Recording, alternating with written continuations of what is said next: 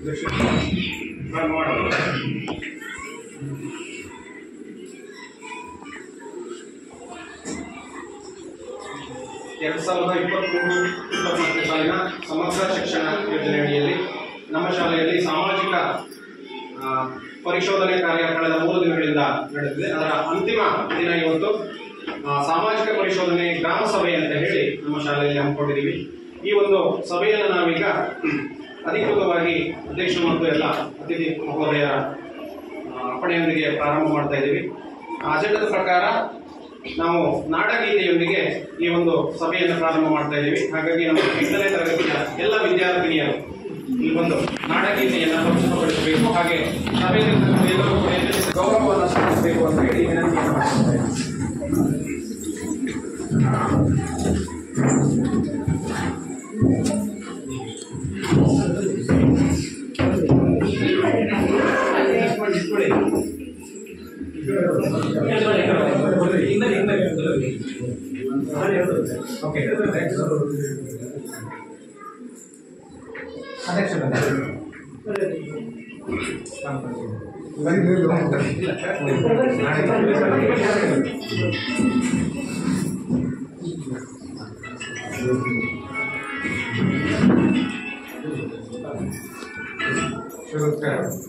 जय भारत जननीय तनुजाते, जय हे कर्नाटक माते, जय सुंदर नदी वनಗಳ ನಾಡೆ, जय हे रस ಋಷಿಗಳ ಬೀಡು. जय भारत जननीय तनुजाते, जय हे कर्नाटक माते, ಭೂದೇವಿಯ ಮಕುಟದ ನವಮಣಿಯೇ, ಗಂಧದ ಚಂದದ ಹೊನ್ನಿನ ಗಣಿಯೇ, ರಾಘವ ಮಧುಸೂದನರವತರಿಸಿದ ಭಾರತ ಜನನಿಯ ತನುಜಾತೆ, ಜಯ ಹೇ ಕರ್ನಾಟಕ ಮಾತೆ. ಜನನಿಯ ಜೋಗುಳ ವೇದದ ಘೋಷ, ಜನನಿಗೆ ಜೀವವು ನಿನ್ನಾವೇಶ, ಹಸುರಿನ ಗಿರಿಗಳ ಸಾಲೆ, ನಿನ್ನಯ ಕೊರಳಿನ ಮಾಲೆ, ಕಪಿಲ ಪತಂಜಲ ಗೌತಮ ಜಿನನುತ ಭಾರತ ಜನನಿಯ ತನುಜಾತೆ, ಜಯ ಹೇ ಕರ್ನಾಟಕ ಮಾತೆ. ಶಂಕರ ಮನುಜ ವಿದ್ಯಾರಣ್ಯ, ಬಸವೇಶ್ವರ ಮಧ್ವರ ದಿವ್ಯಾರಣ್ಯ, ರನ್ನ ಷಡಕ್ಷರಿ ಪೊನ್ನ, ಪಂಪದ ಕುಲಿಪತಿ ಜನ್ನ, ಕುಮಾರ ವ್ಯಾಸರ ಮಂಗಳಧಾಮ, ಕವಿ ಕೋಗಿಲೆಗಳ ಪುಣ್ಯಾರಾಮ, ನಾನಕ ರಾಮಾನಂದ ಕಬೀರರ ಭಾರತ ಜನನಿಯ ತನುಜಾತೆ, ಜಯ ಹೇ ಕರ್ನಾಟಕ ಮಾತೆ. ಸೈಲಪ ಹೊಯ್ಸಳರಾಡಿದ ನಾಡೆ, ಡಂಕಣ ಜಗಣರ ನೆಚ್ಚಿನ ಬೀಡು, ಕೃಷ್ಣ ಶರಾವತಿ ತುಂಗ, ಕಾವೇರಿಯವರ ರಂಗ, ಚೈತನ್ಯ ಪರಮಹಂಸ ವಿವೇಕರ ಭಾರತ ಜನನಿಯ ತನುಜಾತೆ, ಜಯ ಹೇ ಕರ್ನಾಟಕ ಮಾತೆ. ಸರ್ವ ಜನಾಂಗದ ಶಾಂತಿಯ ತೋಟ, ರಸಿಕರ ಕಂಗಳ ಸೆಳೆಯುವ ನೋಟ, ಹಿಂದೂ ಕ್ರೈಸ್ತ ಮುಸಲ್ಮಾನ, ಪಾರಸಿಕ ಜೈನರ ಉದ್ಯಾನ, ಜನಗಣ ಹೋಲುವ ದೊರೆಗಳ ಧಾಮ, ಗಾಯಕ ವೈದಿಕರ ರಾಮ, ಕನ್ನಡ ನುಡಿ ಕುಣಿದಾಡುವ ಗೇಹ, ಕನ್ನಡ ತಾಯಿಯ ಮಕ್ಕಳ ದೇಹ, ಭಾರತ ಜನನಿಯ ತನುಜಾತೆ, ಜಯ ಹೇ ಕರ್ನಾಟಕ ಮಾತೆ. ಜೈ ಭಾರತ ಜನನಿಯ ತನುಜಾತೆ, ಜಯ ಹೇ ಕರ್ನಾಟಕ ಮಾತೆ. ಶಾಲೆಯ ಮುಖ್ಯ ಶಿಕ್ಷಕರಾಗಿರ್ತಕ್ಕಂತಹ ಶ್ರೀಯುತ ರುದ್ರಪ್ಪ ಸರ್ ಅವರನ್ನ ನೋಡ್ತಾ ಇದ್ದೀವಿ.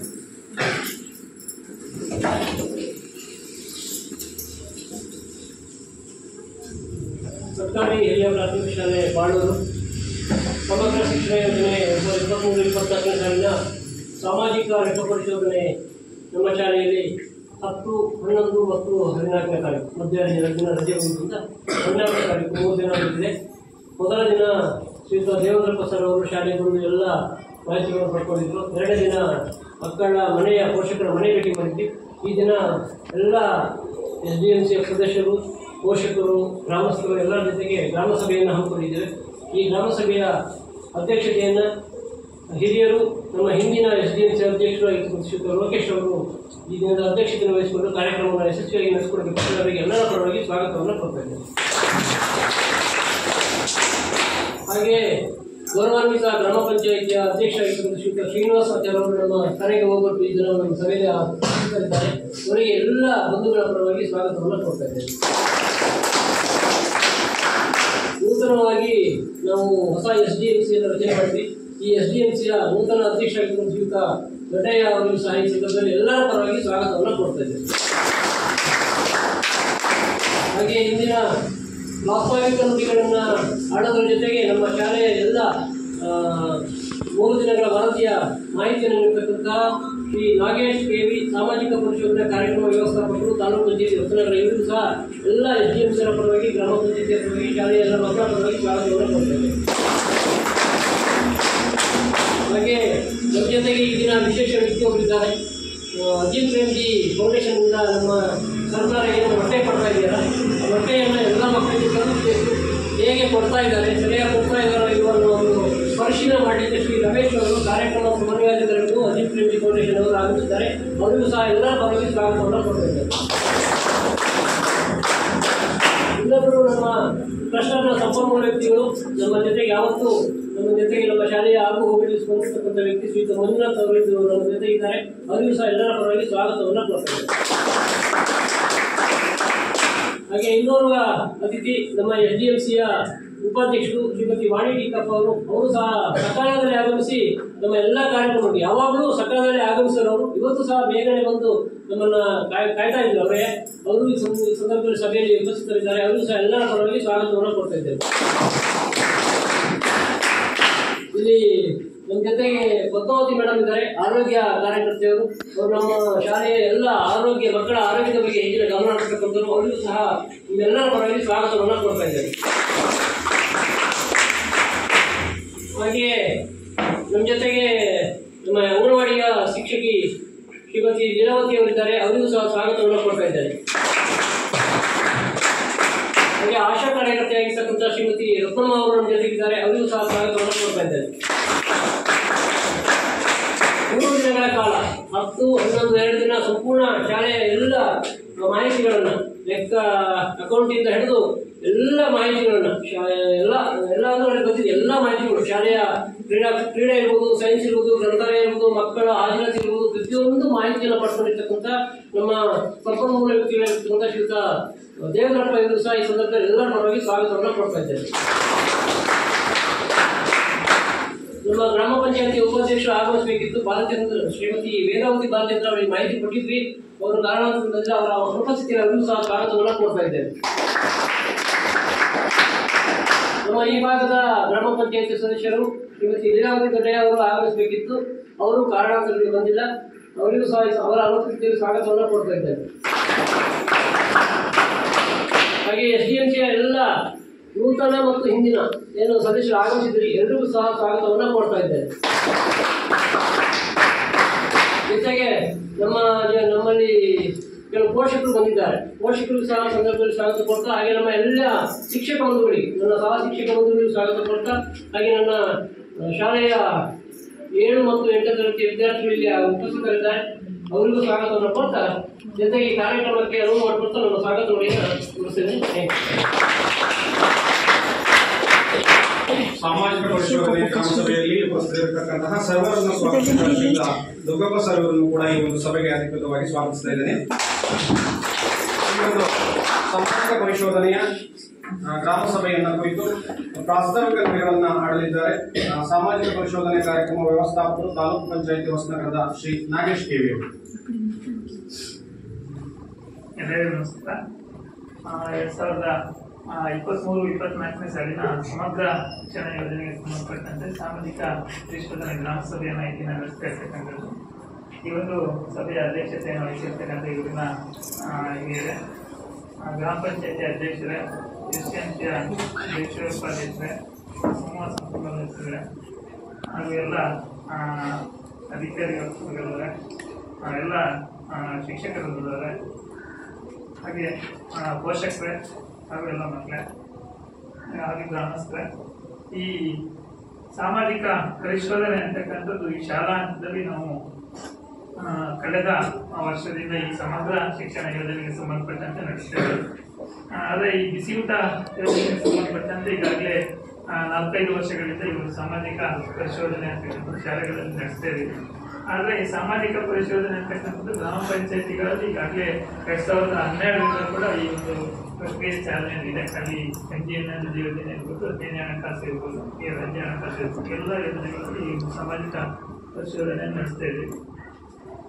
ಸಾಮಾಜಿಕ ಪರಿಶೋಧನೆ ಅಂತಂದ್ರೆ ನಮಗೆ ಗೊತ್ತಿದೆ, ಸಮಾಜದ ಮಧ್ಯದಲ್ಲಿ ಈ ಯೋಜನೆಗಳ ಕುರಿತಂತೆ ಎಲ್ಲರೊಂದಿಗೆ ನಾವು ಪರಿಶೀಲನೆಯನ್ನು ಮಾಡಬೇಕು. ವಾಸ್ತವಾಂಶಗಳನ್ನು ಸರ್ಕಾರಕ್ಕೆ ವರದಿಯನ್ನು ಸಲ್ಲಿಸತಕ್ಕಂಥದ್ದು.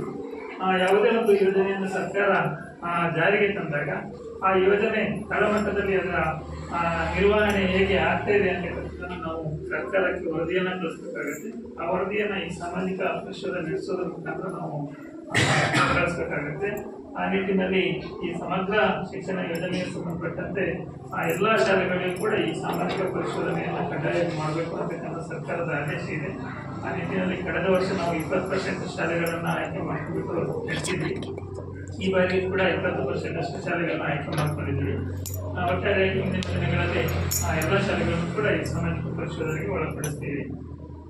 ಏನು ಈ ಸಮಗ್ರ ಶಿಕ್ಷಣ ಯೋಜನೆಯ ಪ್ರಮುಖ ಉದ್ದೇಶ ಅಂತಂದ್ರೆ, ಈಗಾಗಲೇ 2018-19 ಸಮಗ್ರ ಶಿಕ್ಷಣ ಯೋಜನೆಯನ್ನು ಜಾರಿಗೆ ತಂದಿರ್ತಕ್ಕಂಥದ್ದು. ಪೂರ್ವದಲ್ಲಿ ಸರ್ವ ಶಿಕ್ಷಾ ಅಭಿಯಾನ ಅಂತಕ್ಕಂಥದ್ದಿತ್ತು, ಮಾಧ್ಯಮಿಕ ಶಿಕ್ಷಣ ಅಭಿಯಾನ ಮತ್ತೆ ಶಿಕ್ಷಕರ ಶಿಕ್ಷಣ, ಈ 3 ಯೋಜನೆಗಳು ಚಾಲನೆಯಲ್ಲಿತ್ತು. ಅದೇ 3 ಯೋಜನೆಯನ್ನು ಒಟ್ಟುಗೂಡಿಸ್ಬಿಟ್ಟು ಈ ಸಮಗ್ರ ಶಿಕ್ಷಣ ಯೋಜನೆಯನ್ನು ಜಾರಿಗೆ ತಂದಿರ್ತಕ್ಕಂಥದ್ದು. ಉದ್ದೇಶ ಅಂತಂದ್ರೆ, ಶಾಲಾ ವ್ಯಾಪ್ತಿಯಲ್ಲಿ ಯಾವುದೇ ಮಗು ಕಲಿಕೆಯಿಂದ ಹೊರಗುಳಿಬಾರ್ದು, ಯಾವುದೇ ಮಗು ಶಾಲೆಯಿಂದ ಹೊರಗುಳಿದ್ರೆ ಶಾಲೆಗೆ ಕರೆತರಬೇಕು ಅಂತಕ್ಕಂಥದ್ದು.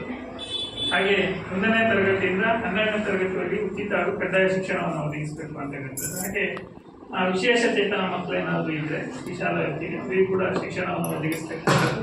ಅವರು ಶಾಲೆಗೆ ಬರುವ ಹಂತದಲ್ಲಿ ಇದ್ದರೆ ಅವರಿಗೆ ಶಾಲೆಯಲ್ಲೇ ಶಿಕ್ಷಣವನ್ನು ನೀಡ್ತಕ್ಕಂಥದ್ದು. ಬೇಡ ಅವರಿಗೆ ಬರಲಿಕ್ಕೆ ಸಾಧ್ಯ ಆಗಿದೆ, ಅವರಿಗೆ ಗೃಹಧಾರಿತ ಶಿಕ್ಷಣವನ್ನು ಒದಗಿಸಬೇಕು ಅಂತಕ್ಕಂಥದ್ದು ಕೂಡ ಈ ಸಮಗ್ರ ಶಿಕ್ಷಣ ಯೋಜನೆಯಲ್ಲಿ ಇರ್ತಕ್ಕಂಥದ್ದು. ಹಾಗೆ ಶಿಕ್ಷಕರಿಗೂ ಕೂಡ ತರಬೇತಿಯನ್ನು ಆಯೋಜಿಸುವ ಮುಖಾಂತರ ಶಿಕ್ಷಕರ ಕಾರ್ಯಕ್ಷಮತೆಯನ್ನು ಕೂಡ ಅಧಿಕಗೊಳಿಸ್ತಕ್ಕಂಥದ್ದು. ಹಾಗೆ ಯಾವುದೇ ತಾರತಮ್ಯ ಇಲ್ಲದೆ ಎಲ್ಲ ಯಾವುದೇ ಜಾತಿ ಇರ್ಬೋದು, ಲಿಂಗ ಇರ್ಬೋದು, ಯಾವುದೇ ತಾರತಮ್ಯ ಇಲ್ಲದೆ ಸಮಾನ ಶಿಕ್ಷಣವನ್ನು ಒದಗಿಸ್ತಕ್ಕಂಥದ್ದು. ಹಾಗೆ 2030ರವರೆಗೆ ಗುಣಮಟ್ಟದ ಶಿಕ್ಷಣವನ್ನು ಒದಗಿಸಬೇಕು ಅಂತಕ್ಕಂಥದ್ದು ಒಂದು ಸಮಗ್ರ ಶಿಕ್ಷಣ ಯೋಜನೆಯ ಪ್ರಮುಖ ಉದ್ದೇಶ ಆಗಿರ್ತಕ್ಕಂಥದ್ದು. ಈ ಎಲ್ಲ ಉದ್ದೇಶಗಳನ್ನು ಇಟ್ಕೊಂಡು ಯೋಜನೆಯನ್ನು ಜಾರಿಗೆ ತಂದಿರತಕ್ಕಂಥದ್ದು. ಹಾಗೆ ಈ ಯೋಜನೆಯಲ್ಲಿ ಏನು ಮಕ್ಕಳಿಗೆ ಉಚಿತವಾಗಿ ಪಠ್ಯಪುಸ್ತಕವನ್ನು ನೀಡ್ತಕ್ಕಂಥದ್ದು ಇರ್ಬೋದು, ಸಮವಸ್ತ್ರಗಳನ್ನು ನೀಡ್ತಕ್ಕಂಥದ್ದು ಇರ್ಬೋದು, ಶೂ ಮತ್ತು ಶಂಕ್ಸ್ಗಳನ್ನು ನೀಡ್ತಕ್ಕಂಥದ್ದು, ಹಾಗೆ ಇನ್ನಿತರ ಏನೆಲ್ಲ ವ್ಯವಸ್ಥೆಗಳನ್ನು ಸರ್ಕಾರ ನೀಡಿದೆ ಅದು ಹೇಗೆ ಮಕ್ಕಳಿಗೆ ತಲುಪ್ತಿದೆ ಅಂತಕ್ಕಂಥದ್ದು ನಾವು ಪರಿಶೀಲನೆ ಮಾಡಬೇಕಾಗುತ್ತೆ. ಹಾಗೆ ಈ ಶಾಲಾ ಆವರಣಕ್ಕೆ ಸಂಬಂಧಪಟ್ಟಂತೆ ಈಗಿನ ಬಿಲ್ಡಿಂಗ್ಗಳ ವ್ಯವಸ್ಥೆ ಇರ್ಬೋದು, ಶೌಚಾಲಯ ವ್ಯವಸ್ಥೆ ಇರ್ಬೋದು, ಕ್ರೀಡಾಂಗಣ ವ್ಯವಸ್ಥೆ ಇರ್ಬೋದು, ಗ್ರಂಥಾಲಯ ವ್ಯವಸ್ಥೆ ಇರ್ಬೋದು, ಈ ಎಲ್ಲ ಅಂಶಗಳನ್ನು ಕುರಿತಂತೆ ಪರಿಶೀಲನೆ ಮಾಡಬೇಕು. ಹಾಗೆ ಶಿಕ್ಷಕರ ಕಾರ್ಯನಿರ್ವಹಣೆ ಬಗ್ಗೆ ಕೂಡ ಪರಿಶೀಲನೆ ಮಾಡಬೇಕಾಗುತ್ತೆ. ಈ ಒಟ್ಟಾರೆ ನಮಗೆ ಸರ್ಕಾರದ 134 ಅಂಶಗಳ ಕುರಿತಂತೆ ಒಂದು ವರದಿಯನ್ನು ಸರ್ಕಾರ ಹೇಳಿರ್ತಕ್ಕಂಥದ್ದು. ಅದರಲ್ಲಿ ಏನೇನು ಅಂಶಗಳನ್ನ ಹೇಳಿದ ಎಲ್ಲ ಅಂಶಗಳ ಕುರಿತಂತೆ ನಾವು ಈಗಾಗಲೇ 3-4 ದಿನಗಳಿಂದ ಮಕ್ಕಳೊಂದಿಗೆ, ಪೋಷಕರೊಂದಿಗೆ, ಶಿಕ್ಷಕರೊಂದಿಗೆ ಸಂವಾದವನ್ನು ನಡೆಸಿಬಿಟ್ಟು ಈ ವರದಿಯನ್ನು ಸಿದ್ಧಪಡಿಸಿದ್ದೀವಿ. ಈ ಸಾಮಾಜಿಕ ಪರಿಶೋಧನೆಯನ್ನು ನಡೆಸ್ತೀವಿ. ಯಾವುದೇ ವರದಿಯನ್ನು ನಾವು ಸರ್ಕಾರಕ್ಕೆ ನೇರವಾಗಿ ಕೊಡಲಿಕ್ಕೆ ನಮ್ಗೆ ಅವಕಾಶ ಇಲ್ಲ. ಯಾವುದೇ ನಮ್ಗೆ ಏನೇ ಅಂಶಗಳು, ಉತ್ತಮ ಅಂಶಗಳು ಕಂಡು ಬಂದಿರ್ಬೋದು, ಲೋಪದೋಷಗಳು ಕಂಡು ಬಂದಿರ್ಬೋದು, ಗ್ರಾಮ ಸಭೆಯನ್ನು ಕರಿತೀವಿ. ಗ್ರಾಮ ಸಭೆಯ ಮುಂದೆ ಅದನ್ನ ಇರ್ತಕ್ಕಂಥದ್ದು ಓದಿ ಹೇಳ್ತಕ್ಕಂಥದ್ದು, ಓದಿ ಹೇಳಿ ಗ್ರಾಮಸ್ಥರೊಂದಿಗೆ ಚರ್ಚೆಯನ್ನು ಮಾಡ್ತಕ್ಕಂಥದ್ದು. ಒಟ್ಟಾರೆಯಾಗಿ ಎಲ್ಲವೂ ಕೂಡ ಪಾರದರ್ಶಕವಾಗಿ ಅನುಷ್ಠಾನ ಆಗಬೇಕು. ಹಾಗೆ ನಾವು ಕೊಡ್ತಕ್ಕಂಥ ವರದಿಯೂ ಕೂಡ ಪಾರದರ್ಶಕವಾಗಿರಬೇಕು ಅಂತಕ್ಕಂಥದ್ದು. ಹಾಗಾಗಿ ಎಲ್ಲರೊಂದಿಗೆ ನಾವು ಈ ಪರಿಶೀಲನಾ ವರದಿಯನ್ನು ಕೂಡ ನಾವು ಮಂಡಿಸ್ತೀವಿ. ಸಣ್ಣ ಪುಟ್ಟ ಲೋಪದೋಷಗಳಿದ್ರೆ ಅಥವಾ ಇಲ್ಲಿ ಆಂತರಿಕ ಏನಾದರೂ ಸಣ್ಣ ಸಮಸ್ಯೆಗಳಿದ್ರೆ ಅದಕ್ಕೆ ಇಲ್ಲೇ ಪರಿಹಾರ ಸಿಗ್ತಕ್ಕಂಥದ್ದಿದೆ. ನಾವು ಹೆಚ್ಚಿನ ಸಮಸ್ಯೆಗಳಿಂದ ಮೇಲ್ಮಟ್ಟಕ್ಕೆ ತೆಗೆದುಕೊಂಡು ಹೋಗ್ತಕ್ಕಂಥದ್ದಿದೆ. ಈ ಸಭೆ ನಾವು ತಾಂತ್ರಿಕ ಸಮಸ್ಯೆ ಇರೋದ್ರಿಂದ ನಾವು ವಿಡಿಯೋಯನ್ನು ಮಾಡ್ಕೊಂತಿದ್ದೀವಿ. ಇಲ್ಲಾಂದ್ರೆ ನಾವು ಯೂಟ್ಯೂಬ್ ಲೈವಲ್ಲಿ ಈ ಕಾರ್ಯಕ್ರಮವನ್ನು ಮಾಡಬೇಕಾಗಿರುತ್ತೆ. ತದನಂತರ ಇದನ್ನು ಈ ಲೈವ್ ಕೂಡ ಅಪ್ಲೋಡ್ ಮಾಡ್ತೀವಿ. ಎಲ್ಲ ಯೂಟ್ಯೂಬಲ್ಲೂ ಕೂಡ ಈ ಕಾರ್ಯಕ್ರಮವನ್ನು ನೀವು ವೀಕ್ಷಣೆ ಮಾಡ್ಬೋದು. ಏನೆಲ್ಲ ವರದಿಯನ್ನು ಕೊಟ್ಟಿರ್ತೀರೋದೆಲ್ಲವೂ ಕೂಡ ಅದರಲ್ಲಿ ಇರುತ್ತೆ. ಹಾಗಾಗಿ ಎಲ್ಲರಿಗೂ ಕೂಡ ಎಲ್ಲ ಅಂಶಗಳ ವರದಿಯನ್ನು ನೀಡ್ತೀವಿ. ಎಲ್ಲರೂ ಕೂಡ ಮುಕ್ತವಾಗಿ ಚರ್ಚೆಯಲ್ಲಿ ಭಾಗವಹಿಸಬೇಕು ಅಂತ ಹೇಳ್ತಾ ನಮಗೆ ಪ್ರಾಸ್ತಾವಿಕವಾಗಿ ಮಾತಾಡಲಿಕ್ಕೆ ಅವಕಾಶ ಕೊಟ್ಟು ನಮ್ಮೆಲ್ಲರಿಗೂ ನಮಸ್ಕಾರ. ಸಾಮಾಜಿಕ ಪರಿಶೋಧನೆಯ ಗುರಿ ಉದ್ದೇಶಗಳೇನು, ಅದರ ಮುಂದಿನ ವಿಚಾರಗಳು ಏನು ಎಂಬತಕ್ಕಂಥದ್ದನ್ನ ಸಾಕಷ್ಟು ಸವಿವರವಾಗಿ ತಮ್ಮ ಪ್ರಾಸ್ತಾವಿಕ ನುಡಿಗಳಲ್ಲಿ ತಿಳಿಸಿಕೊಟ್ಟಿರ್ತಕ್ಕಂತಹ ಶ್ರೀ ನಾಗೇಶ್ ಕೆವಿ, ಸಾಮಾಜಿಕ ಪರಿಶೋಧನೆ ಕಾರ್ಯಕ್ರಮ ವ್ಯವಸ್ಥಾಪಕರು, ತಾಲೂಕು ಪಂಚಾಯಿತಿ ಹೊಸನಗರ, ಇವರಿಗೆ ನಮ್ಮ ಎಲ್ಲರ ಪರವಾಗಿ ಧನ್ಯವಾದಗಳನ್ನು ಸಲ್ಲಿಸ್ತೇವೆ. ಕಳೆದ 2 ದಿನಗಳಿಂದ ನಮ್ಮ ಶಾಲೆಯಲ್ಲಿ ಮತ್ತು ನಮ್ಮ ಶಾಲಾ ವ್ಯಾಪ್ತಿಯ ಎಲ್ಲ ಜನವಸತಿ ಪ್ರದೇಶಗಳನ್ನ ಭೇಟಿ ಮಾಡಿ ಸಕಲ ರೀತಿಯಲ್ಲಿ ಪರಿಶೋಧನೆಯನ್ನ ಕೈಗೊಂಡಿರ್ತಕ್ಕಂತಹ ಶ್ರೀ ದೇವೇಂದ್ರಪ್ಪ, ಗ್ರಾಮ ಸಂಪನ್ಮೂಲ ವ್ಯಕ್ತಿಗಳು, ಇವರು ಈಗ ಈ ಒಂದು ಪರಿಶೋಧನೆಯ ವರದಿಯನ್ನ ಮಂಡಿಸಲಿದ್ದಾರೆ. ಈ ಪರಿಶೋಧನಾ ವರದಿಯ ಮಂಡನೆಯ ಬಳಿಕ SDMC ಅವರಿಂದ ಈ ವಿಚಾರವಾಗಿ ಅಭಿಪ್ರಾಯ ಹಂಚಿಕೆ ಇದೆ. ಅನಂತರದಲ್ಲಿ ಗ್ರಾಮ ಪಂಚಾಯಿತಿ ಪ್ರತಿನಿಧಿಗಳು ಕೂಡ, ಅಧ್ಯಕ್ಷರು, ಉಪಾಧ್ಯಕ್ಷರು ಮತ್ತೆ ಈ ಭಾಗದ ಸದಸ್ಯರು ಕೂಡ ತಮ್ಮ ಅಭಿಪ್ರಾಯವನ್ನು ವ್ಯಕ್ತಪಡಿಸಬೇಕಾಗ್ತದೆ. ಇಲಾಖೆಯ ಇತರ ಅಧಿಕಾರಿಗಳು ಕೂಡ ಅಭಿಪ್ರಾಯ ಹೊಂದಿದೆ, ಶಿಕ್ಷಕರು, ನೋಡಲ್ ಅಧಿಕಾರಿಗಳು, ಹೀಗೆ ವಿವಿಧ ಹಂತಗಳಿಗೂ ಕೂಡ ಚಾಲ್ತಿಯಲ್ಲಿದ್ದಾವೆ. ಈಗ ಸಮಗ್ರ ವರದಿಯನ್ನು ಮಂಡಿಸಬೇಕು ಅಂತ ಹೇಳಿ ಶ್ರೀಯುತ ದೇವೇಂದ್ರಪ್ಪ ಅವರನ್ನು ನಾನು ಆಹ್ವಾನಿಸ್ತಾ ಇದ್ದೀನಿ.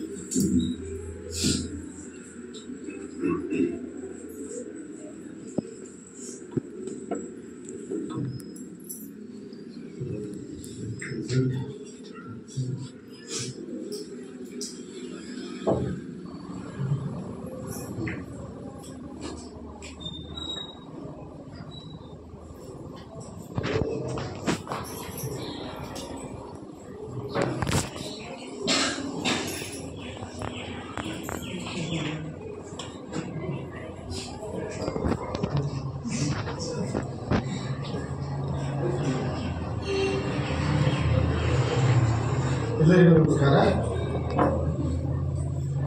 ಸಮಗ್ರ ಶಿಕ್ಷಣ ಯೋಜನೆ ಇದೊಂದು ಶಿಕ್ಷಣ ಇಲಾಖೆಯ ಮಹತ್ವಾಕಾಂಕ್ಷಿ ಯೋಜನೆ ಆಗಿದೆ. ಎಲ್ಲ ಸರ್ಕಾರಿ ಶಾಲೆಗಳಲ್ಲಿ 2018-19 ಹೆಚ್ಚಿಗೆ ಮಹತ್ವಾಕಾಂಕ್ಷಿ ಯೋಜನೆ. ಸಮಗ್ರ ಶಿಕ್ಷಣ ಅಂದರೆ ಏನಾಗುತ್ತೆ? ಮಕ್ಕಳಿಗೆ ತರಗತಿ ಕೊಠಡಿಗಳಲ್ಲಿ ಬರತಕ್ಕಂಥ ಏನು ಪಾಠ ಪ್ರವಚನಗಳಿದೆ, ಆ ಪಾಠ ಪ್ರವಚನಗಳೇ ಮಾತ್ರ ಶಿಕ್ಷಣ ಅಲ್ಲ. ಪಾಠ ಪ್ರವಚನಗಳ ಜೊತೆಯಲ್ಲಿ ಪಠ್ಯೇತರವಾಗಿರ್ತಕ್ಕಂಥ ಚಟುವಟಿಕೆಗಳಿರ್ಬೋದು, ಪ್ರತಿಭೆಗೆ ಸಂಬಂಧಪಟ್ಟಿರ್ತಕ್ಕಂಥ ಚಟುವಟಿಕೆಗಳಿರ್ಬೋದು, ಕ್ರೀಡಾ ಚಟುವಟಿಕೆಗಳಿರ್ಬೋದು, ವಿಜ್ಞಾನ ಮತ್ತು ತಂತ್ರಜ್ಞಾನಕ್ಕೆ ಒಳಗೊಂಡಿರ್ತಕ್ಕಂಥ ವೈಜ್ಞಾನಿಕ ಮನೋಭಾವ ಮೂಡಿಸ್ತಕ್ಕಂಥ ಅನೇಕ ಕಲಿಕೆಗಳಿರ್ಬೋದು, ಇತ್ತೀಚಿನ ತಂತ್ರಾಂಶಗಳನ್ನು ಒಳಗೊಂಡಿರ್ತಕ್ಕಂಥ ಡಿಜಿಟಲ್ ಮಾಧ್ಯಮಗಳ ಮೂಲಕ ಅನೇಕ ರೀತಿಯಾಗಿರ್ತಕ್ಕಂಥ ಗುಣಮಟ್ಟದ ಕಲಿಕೆಗಳಿರ್ಬೋದು. ಇವುಗಳೆಲ್ಲವನ್ನು ಒಳಗೊಂಡಂತೆ ಗುಣಮಟ್ಟದ ಕಲಿಕೆಯನ್ನು ಮಾಡ್ತಕ್ಕಂಥದ್ದು ಸಮಗ್ರ ಶಿಕ್ಷಣ ಮಾಡ್ತಕ್ಕಂಥ ಒಂದು ಅಂಶ.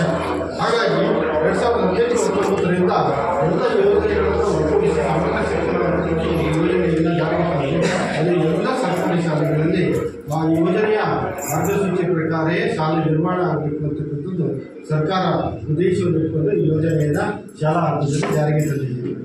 ಅದು ಹೇಗೆ ಶಾಲಾ ಹಂತದಲ್ಲಿ ಅನುಷ್ಠಾನಗೊಂಡಿದೆ ಅಂತಕ್ಕಂಥದ್ದು ಅದರ ಎಲ್ಲ ವಾಸ್ತವವನ್ನು ಸರ್ಕಾರಕ್ಕೆ ಬೇಕಾಗಿದೆ. ಅದೇ ರೀತಿ ಮೇಲ್ಮಟ್ಟದಲ್ಲಿ ಶಿಕ್ಷಣ ಇಲಾಖೆ ಸಂಬಂಧಪಟ್ಟಿರ್ತಕ್ಕಂಥ ಎಲ್ಲ ನಿಯಮಗಳನ್ನು, ರೂಪುರೇಷೆಗಳನ್ನು ತಯಾರು ಮಾಡತಕ್ಕಂಥ ಶಿಕ್ಷಣ ತಜ್ಞರಿಗೆ ಬೇಕಾಗಿದೆ. ಸರ್ಕಾರ ನೇರವಾಗಿ ಎಲ್ಲ ಶಾಲೆಗಳನ್ನು ಮೇಲ್ಮಟ್ಟದಲ್ಲಿರ್ತಕ್ಕಂಥ ಅದರ ನಿಯಮಗಳನ್ನು ತಯಾರು ಮಾಡತಕ್ಕಂಥ ರೂಪುರೇಷೆಗಳನ್ನು ತಯಾರು ಮಾಡತಕ್ಕಂಥ ಶಿಕ್ಷಣ ತಜ್ಞರು ಎಲ್ಲ ಶಾಲೆಗಳನ್ನು ಬಂದು ನೋಡಲಿಕ್ಕೆ ಆಗೋದಿಲ್ಲ. ಹೇಗೆ ಈ ಒಂದು ಯೋಜನೆ ಅನುಷ್ಠಾನ ಆಗ್ತಾ ಇದೆ, ಮಕ್ಕಳಿಗೆ ಗುಣಮಟ್ಟದ ಶಿಕ್ಷಣವನ್ನು ನೀಡ್ತಾ ಇದೆ ಅಂತಕ್ಕಂಥದ್ದು ಬಂದು ನೋಡಲಿಕ್ಕೆ ಆಗೋದಿಲ್ಲ. ಹಾಗಾಗಿ ಈ ಸಾಮಾಜಿಕ ಪರಿಶೋಧನೆ ಅಂತಕ್ಕಂಥದ್ದು ಪ್ರಕ್ರಿಯೆಯ ಮೂಲಕ ಅಲ್ಲಿ ಪರಿಶೀಲನೆ ನಡೆಸಿ ಎಲ್ಲ ಅಂಶಗಳ ನೈಜ ಅಂಶಗಳ ವರದಿಯನ್ನು ತರಿಸ್ಕೊಂಡು ಮುಂದೆ ಅದರಿಂದ ಸರ್ಕಾರಿ ಶಾಲೆಗಳಲ್ಲಿ ಇನ್ನೂ ಗುಣಮಟ್ಟದ ಶಿಕ್ಷಣವನ್ನು ನೀಡಲಿಕ್ಕೆ ಯಾವ ರೀತಿಯಾಗಿರ್ತಕ್ಕಂಥ ಮಹತ್ವಾಕಾಂಕ್ಷಿ ಬದಲಾವಣೆಗಳನ್ನು ಮಾಡಬೇಕು, ಮಾರ್ಪಾಡುಗಳನ್ನು ಮಾಡಬೇಕು ಅಂತಕ್ಕಂಥದ್ದು ಸರ್ಕಾರಕ್ಕೆ ಗೊತ್ತಾಗುತ್ತೆ. ಹಾಗಾಗಿ ಕೆಲವೊಂದು 134 ಅಂಶಗಳನ್ನು ಒಳಗೊಂಡಿರ್ತಕ್ಕಂಥ ಈ ಎಲ್ಲ ಅಂಶಗಳನ್ನು ಸಾಮಾಜಿಕ ಪರಿಶೋಧನೆಗಳು ನಡೆಸಿದೆ. ಏನು ಸರ್ಕಾರದ ಆದೇಶ ಇದೆ, ಯೋಜನೆಯ ಮಾರ್ಗಸೂಚಿ ಇದೆ, ಆಮೇಲೆ ಸರ್ಕಾರದ ವೇಳಾಪಟ್ಟಿಯಂತೆ ನಾವು ಈ ಶಾಲೆಯಲ್ಲಿ ಕಳೆದ 3 ದಿನಗಳಿಂದ ಸಾಮಾಜಿಕ ಪರಿಶೋಧನೆಯನ್ನು ನಡೆಸಿದ್ದೇವೆ. ಅದರಲ್ಲಿ ಏನು ಅಂಶಗಳು ಕಂಡುಬಂದಿದೆ ಅಂತಕ್ಕಂಥದ್ದನ್ನು ನಾನೀಗ ಸಭೆಯ ಮುಂದೆ ಮಂಡಿಸ್ತಾ ಇದ್ದೇನೆ. 2023-24 ಸಾಲಿನಲ್ಲಿ ಇಲ್ಲಿ ವಿದ್ಯಾರ್ಥಿಗಳ ಸಂಖ್ಯೆ ಒಟ್ಟು 132 ವಿದ್ಯಾರ್ಥಿಗಳು ಇಲ್ಲಿ ಕಲಿಕೆಯನ್ನು ಮಾಡ್ತಾ ಇದ್ದಾರೆ 23-24 ಸಾಲಿನಲ್ಲಿ. ಆಮೇಲೆ 24-25 ಸಾಲಿನಲ್ಲಿ 101 ವಿದ್ಯಾರ್ಥಿಗಳು ಕಲಿಕೆಯನ್ನು ಮಾಡ್ತಾ ಇದ್ದಾರೆ. ಈಗ ಪ್ರಸ್ತುತ ಈ ಸಾಲಿನಲ್ಲಿ 25-26 ಸಾಲಿನಲ್ಲಿ 98 ವಿದ್ಯಾರ್ಥಿಗಳು ಕಲಿಕೆಯನ್ನು ಮಾಡ್ತಾ ಇದ್ದಾರೆ. ಅಂದರೆ ವರ್ಷದಿಂದ ವರ್ಷಕ್ಕೆ ಏನಾಗ್ತಾ ಇದೆ, ಮಕ್ಕಳ ದಾಖಲಾತಿ ಸಂಖ್ಯೆ ಕಡಿಮೆ ಆಗ್ತಾ ಇದೆ. ಅದು ಏತಕ್ಕೆ ಅಂತಕ್ಕಂಥದ್ದು ನಾವೆಲ್ಲರೂ ಚರ್ಚೆ ಮಾಡಬೇಕಾಗಿದೆ. ಏಕೆ ಕಡಿಮೆ ಆಗ್ತಾ ಇದೆ ಸರ್ಕಾರಿ ಶಾಲೆಯಲ್ಲಿ ಈ ರೀತಿಯಾಗಿರ್ತಕ್ಕಂಥ ದಾಖಲಾತಿ ಸಂಖ್ಯೆ ಅಂತಕ್ಕಂಥದ್ದು? ಅದು ಅದರ ಒಂದು ನೈಜವಾಗಿರ್ತಕ್ಕಂಥ ಚರ್ಚಾ ವರದಿ ಸರ್ಕಾರಕ್ಕೆ ಹೋಗಬೇಕಾಗಿದೆ. ಮುಂದಿನ ಏನು ಕ್ರಮಗಳನ್ನು ಶಾಲೆಗಳಲ್ಲಿ ಕೈಗೊಳ್ಳಬೇಕು ಅಂತಕ್ಕಂಥದ್ದು ಇದರಿಂದ ಗೊತ್ತಾಗುತ್ತೆ. ಆಮೇಲೆ ಶಾಲೆ ನಿರ್ವಹಣೆ ಆಗಬೇಕಾದ್ರೆ ಕೆಲವೊಂದು ಅನುದಾನಗಳು ಬೇಕಾಗ್ತದೆ. ಆ ಅನುದಾನಗಳನ್ನು ಇಲಾಖೆಯ ವತಿಯಿಂದ ಸರ್ಕಾರ ನೀಡ್ತದೆ. ಒಂದು ವರ್ಷಕ್ಕೆ ಕೆಲವೊಂದು ಅನುದಾನಗಳನ್ನು ಕೆಲವೊಂದು ಬಾಬ್ತಿಗಳಿಂದ ಇರ್ತದೆ. ಅದು ಹೇಗೆ ಶಾಲೆ ನಿರ್ವಹಣೆ ಮಾಡಿದೆ ಅಂತಕ್ಕಂಥದ್ದನ್ನು ನೋಡಬೇಕಾಗ್ತದೆ. 23-24ನೇ ಸಾಲಿನಲ್ಲಿ ಇಲ್ಲಿ ಶಾಲಾ ಅನುದಾನವನ್ನು 62,500 ರೂಪಾಯಿ ನೀಡಿದೆ. ಆಮೇಲೆ ಕುಡಿಯುವ ನೀರು ಮತ್ತು ಸ್ವಚ್ಛತೆಗೆ 16,868 ರೂಪಾಯಿ ನೀಡಿದೆ. ಶೂ ಮತ್ತು ಸಾಕ್ಸ್ ಅನುದಾನ 28,855 ರೂಪಾಯಿ ನೀಡಿದೆ. ವಿಶೇಷಚೇತನ ಮಕ್ಕಳಿಗೆ ಬಿಡುಗಡೆ ಆಗಿರ್ತಕ್ಕಂಥ ಅನುದಾನ 18,500 ರೂಪಾಯಿ ನೀಡಿದೆ. ಸಾರಿಗೆ ಭತ್ಯೆ ಬಹಳ ದೂರದಿಂದ ಹೊಳೆಹಳ್ಳಗಳನ್ನು ದಾಟಿ ಕಚ್ಚಾದರೆಯಲ್ಲಿ ಬರ್ತಕ್ಕಂಥ ಮಕ್ಕಳಿಗೆ ಶಾಲೆ ಪ್ರಸ್ತಾವನೆ ಕಳಿಸಿದರೆ ಅಂಥ ಮಕ್ಕಳಿಗೆ ಬರ್ತಕ್ಕಂಥದ್ದು 24,000 ನೀಡಿದೆ. ಶಿಕ್ಷಕರ CG STVC ವಿದ್ಯಾರ್ಥಿ ಇದಕ್ಕೆ ಸಂಬಂಧಪಟ್ಟಿರ್ತಕ್ಕಂಥ 5,056 ರೂಪಾಯಿ ನೀಡಿದೆ. ಒಟ್ಟು 23-24ನೇ ಸಾಲಿನಲ್ಲಿ ಶಾಲೆ ನಿರ್ವಹಣೆಗೆ ಸಂಬಂಧಪಟ್ಟಂತೆ ಸಮಗ್ರ ಶಿಕ್ಷಣ ಯೋಜನೆಯಡಿಯಲ್ಲಿ ಸರ್ಕಾರ ಈ ಶಾಲೆಗೆ 1,62,968 ರೂಪಾಯಿಯನ್ನು ನೀಡಿದೆ. ಅದನ್ನು ಹೇಗೆ ಖರ್ಚು ವೆಚ್ಚಗಳನ್ನು ನಿರ್ವಹಣೆ ಮಾಡಿದ್ದಾರೆ ಅಂತಕ್ಕಂಥದ್ದನ್ನು ನಾವು ಪರಿಶೀಲನೆ ಮಾಡಬೇಕಾಗ್ತದೆ. ಅದರಲ್ಲಿ ಶಾಲಾ ಅನುದಾನವನ್ನು 47,209 ರೂಪಾಯಿ ಖರ್ಚು ಮಾಡಿದ್ದಾರೆ. ಅದಕ್ಕೆ ಸಂಬಂಧಪಟ್ಟಿರ್ತಕ್ಕಂಥ ಯಾವ್ಯಾವ ಬಾಬ್ತಿಗೆ ಖರ್ಚು ಮಾಡಿದ್ದೀವಿ ಅಂತಕ್ಕಂಥದ್ದು ಗೋಚರನ್ನು ನೋಡಿದ್ದಾರೆ. ಅದಕ್ಕೆ ಸಂಬಂಧಪಟ್ಟಿರ್ತಕ್ಕಂಥ ಏನೇನು ಕಾಮಗಾರಿ ನಿರ್ವಹಣೆ ಆಗಿರ್ತಕ್ಕಂಥದ್ದನ್ನು ನಾವು ಪರಿಶೀಲನೆ ಮಾಡಿದ್ದೇವೆ. ಆಮೇಲೆ ಕುಡಿಯುವ ನೀರು ಮತ್ತು ಸ್ವಚ್ಛತೆಗೆ 17,748 ರೂಪಾಯಿ ಖರ್ಚು ಮಾಡಿದ್ದಾರೆ. ಅದಕ್ಕೆ ಸಂಬಂಧಪಟ್ಟಂತೆ ಏನೇನು ಖರೀದಿ ಮಾಡಿದ್ದಾರೆ, ಎಲ್ಲೆಲ್ಲಿ ಅದರ ನಿರ್ವಹಣೆ ಆಗಿದೆ ಅಂತಕ್ಕಂಥದ್ದನ್ನು ಪರಿಶೀಲನೆ ಮಾಡಿದ್ದೇವೆ. ಶೂ ಮತ್ತು ಸಾಕ್ಸ್ ಸಂಬಂಧಪಟ್ಟಂತೆ 25,560 ರೂಪಾಯಿ ಖರ್ಚು ಮಾಡಿದ್ದಾರೆ. ಅದಕ್ಕೆ ಸಂಬಂಧಪಟ್ಟಂತೆ ಮಕ್ಕಳಿಗೆ ಅನುಕೂಲ ನೀಡ್ತಕ್ಕಂಥದ್ದು ಅದರ ದಾಖಲಾತಿಯ ನಿರ್ವಹಣೆ ಆಗಿದೆ. ವಿಶೇಷಚೇತನ ಮಕ್ಕಳಿಗೆ ಮಾಡಿದ ವೆಚ್ಚ 18,500 ರೂಪಾಯಿ ಸರ್ಕಾರದಿಂದ ಬಂದಿರತಕ್ಕಂಥದ್ದು ಅದರ ದಾಖಲಾತಿ ನಿರ್ವಹಣೆ ಆಗಿದೆ. ಸಾರಿಗೆ ವೆಚ್ಚ ಮಕ್ಕಳಿಗೆ ನೀಡ್ತಕ್ಕಂಥದ್ದು ಒಂದು ಮಗುವಿಗೆ ಒಂದು ವರ್ಷಕ್ಕೆ 6,000 ರೂಪಾಯಿ ನೀಡ್ತಕ್ಕಂಥದ್ದು 24,000 ಅದು ಸಹ ನೀಡಿದೆ, ದಾಖಲಾತಿ ನಿರ್ವಹಣೆ ಆಗಿದೆ. ಆಮೇಲೆ ಶಿಕ್ಷಕರ CGಗೆ ಸಂಬಂಧಪಟ್ಟಂತೆ 1,000 ರೂಪಾಯಿ ಖರ್ಚು ವೆಚ್ಚದ ನಿರ್ವಹಣೆ ಆಗಿದೆ. ಒಟ್ಟು 1,31,017 ರೂಪಾಯಿ ಖರ್ಚನ್ನು ಮಾಡಲಾಗಿದೆ. ಆ ಒಂದು ವರ್ಷದಲ್ಲಿ ಒಟ್ಟು ಉಳಿಕೆ ಅನುದಾನ 31,951 ರೂಪಾಯಿ ಉಳಿದಿದೆ. ಅದು ಮುಂದಿನ ಸಾಲಿನ ಅಂದರೆ 24-25ನೇ ಸಾಲಿನಲ್ಲಿ ನಿರ್ವಹಣೆ ಮಾಡಲಿಕ್ಕೆ ಅನುಕೂಲ ಆಗುತ್ತೆ. ಅದೇ ರೀತಿ 24-25ನೇ ಸಾಲಿನಲ್ಲಿ ಸಮಗ್ರ ಶಿಕ್ಷಣ ಕರ್ನಾಟಕ SSK ಸಂಬಂಧಪಟ್ಟಂತೆ 48,000 ರೂಪಾಯಿ ಬಂದಿದೆ. ಆ ಒಂದು ಯೋಜನೆಗೆ ಸಂಬಂಧಪಟ್ಟಂತೆ ಅದನ್ನು ನಿರ್ವಹಣೆ ಮಾಡಿದರೆ ಅದಕ್ಕೆ ಸಂಬಂಧಪಟ್ಟಿರ್ತಕ್ಕಂಥ ಎಲ್ಲ ದಾಖಲಾತಿ ಒಂದು ನಿರ್ವಹಣೆ ಆಗಿದೆ, ನಾವು ಪರಿಶೀಲನೆ ಮಾಡಿದ್ದೇವೆ. ಆಮೇಲೆ ಇದಕ್ಕೆ ಸಂಬಂಧಪಟ್ಟಂತೆ ಯೋಜನೆಯ ಎಲ್ಲ ಅಂಶಗಳನ್ನು ಪರಿಶೀಲನೆ ಒಳಪಡಿಸಿದ್ದೇವೆ. ಅದು ಏನೇನು ಅಂತಕ್ಕಂಥದ್ದು, ಮಕ್ಕಳು ಪಠ್ಯಪುಸ್ತಕಗಳನ್ನು ಪಡೆದಿದ್ದಾರೆಯೇ, ಮಕ್ಕಳು ಅಭ್ಯಾಸ ಪುಸ್ತಕಗಳನ್ನು ಪಡೆದಿದ್ದಾರೆ, ಸಮವಸ್ತ್ರಗಳನ್ನು ಪಡೆದಿದ್ದಾರೆ, ಸರ್ಕಾರ ನೀಡತಕ್ಕಂಥ ಶೂ ಮತ್ತು ಸಾಕ್ಷಿಗಳನ್ನು ಪಡೆದಿದ್ದಾರೆ.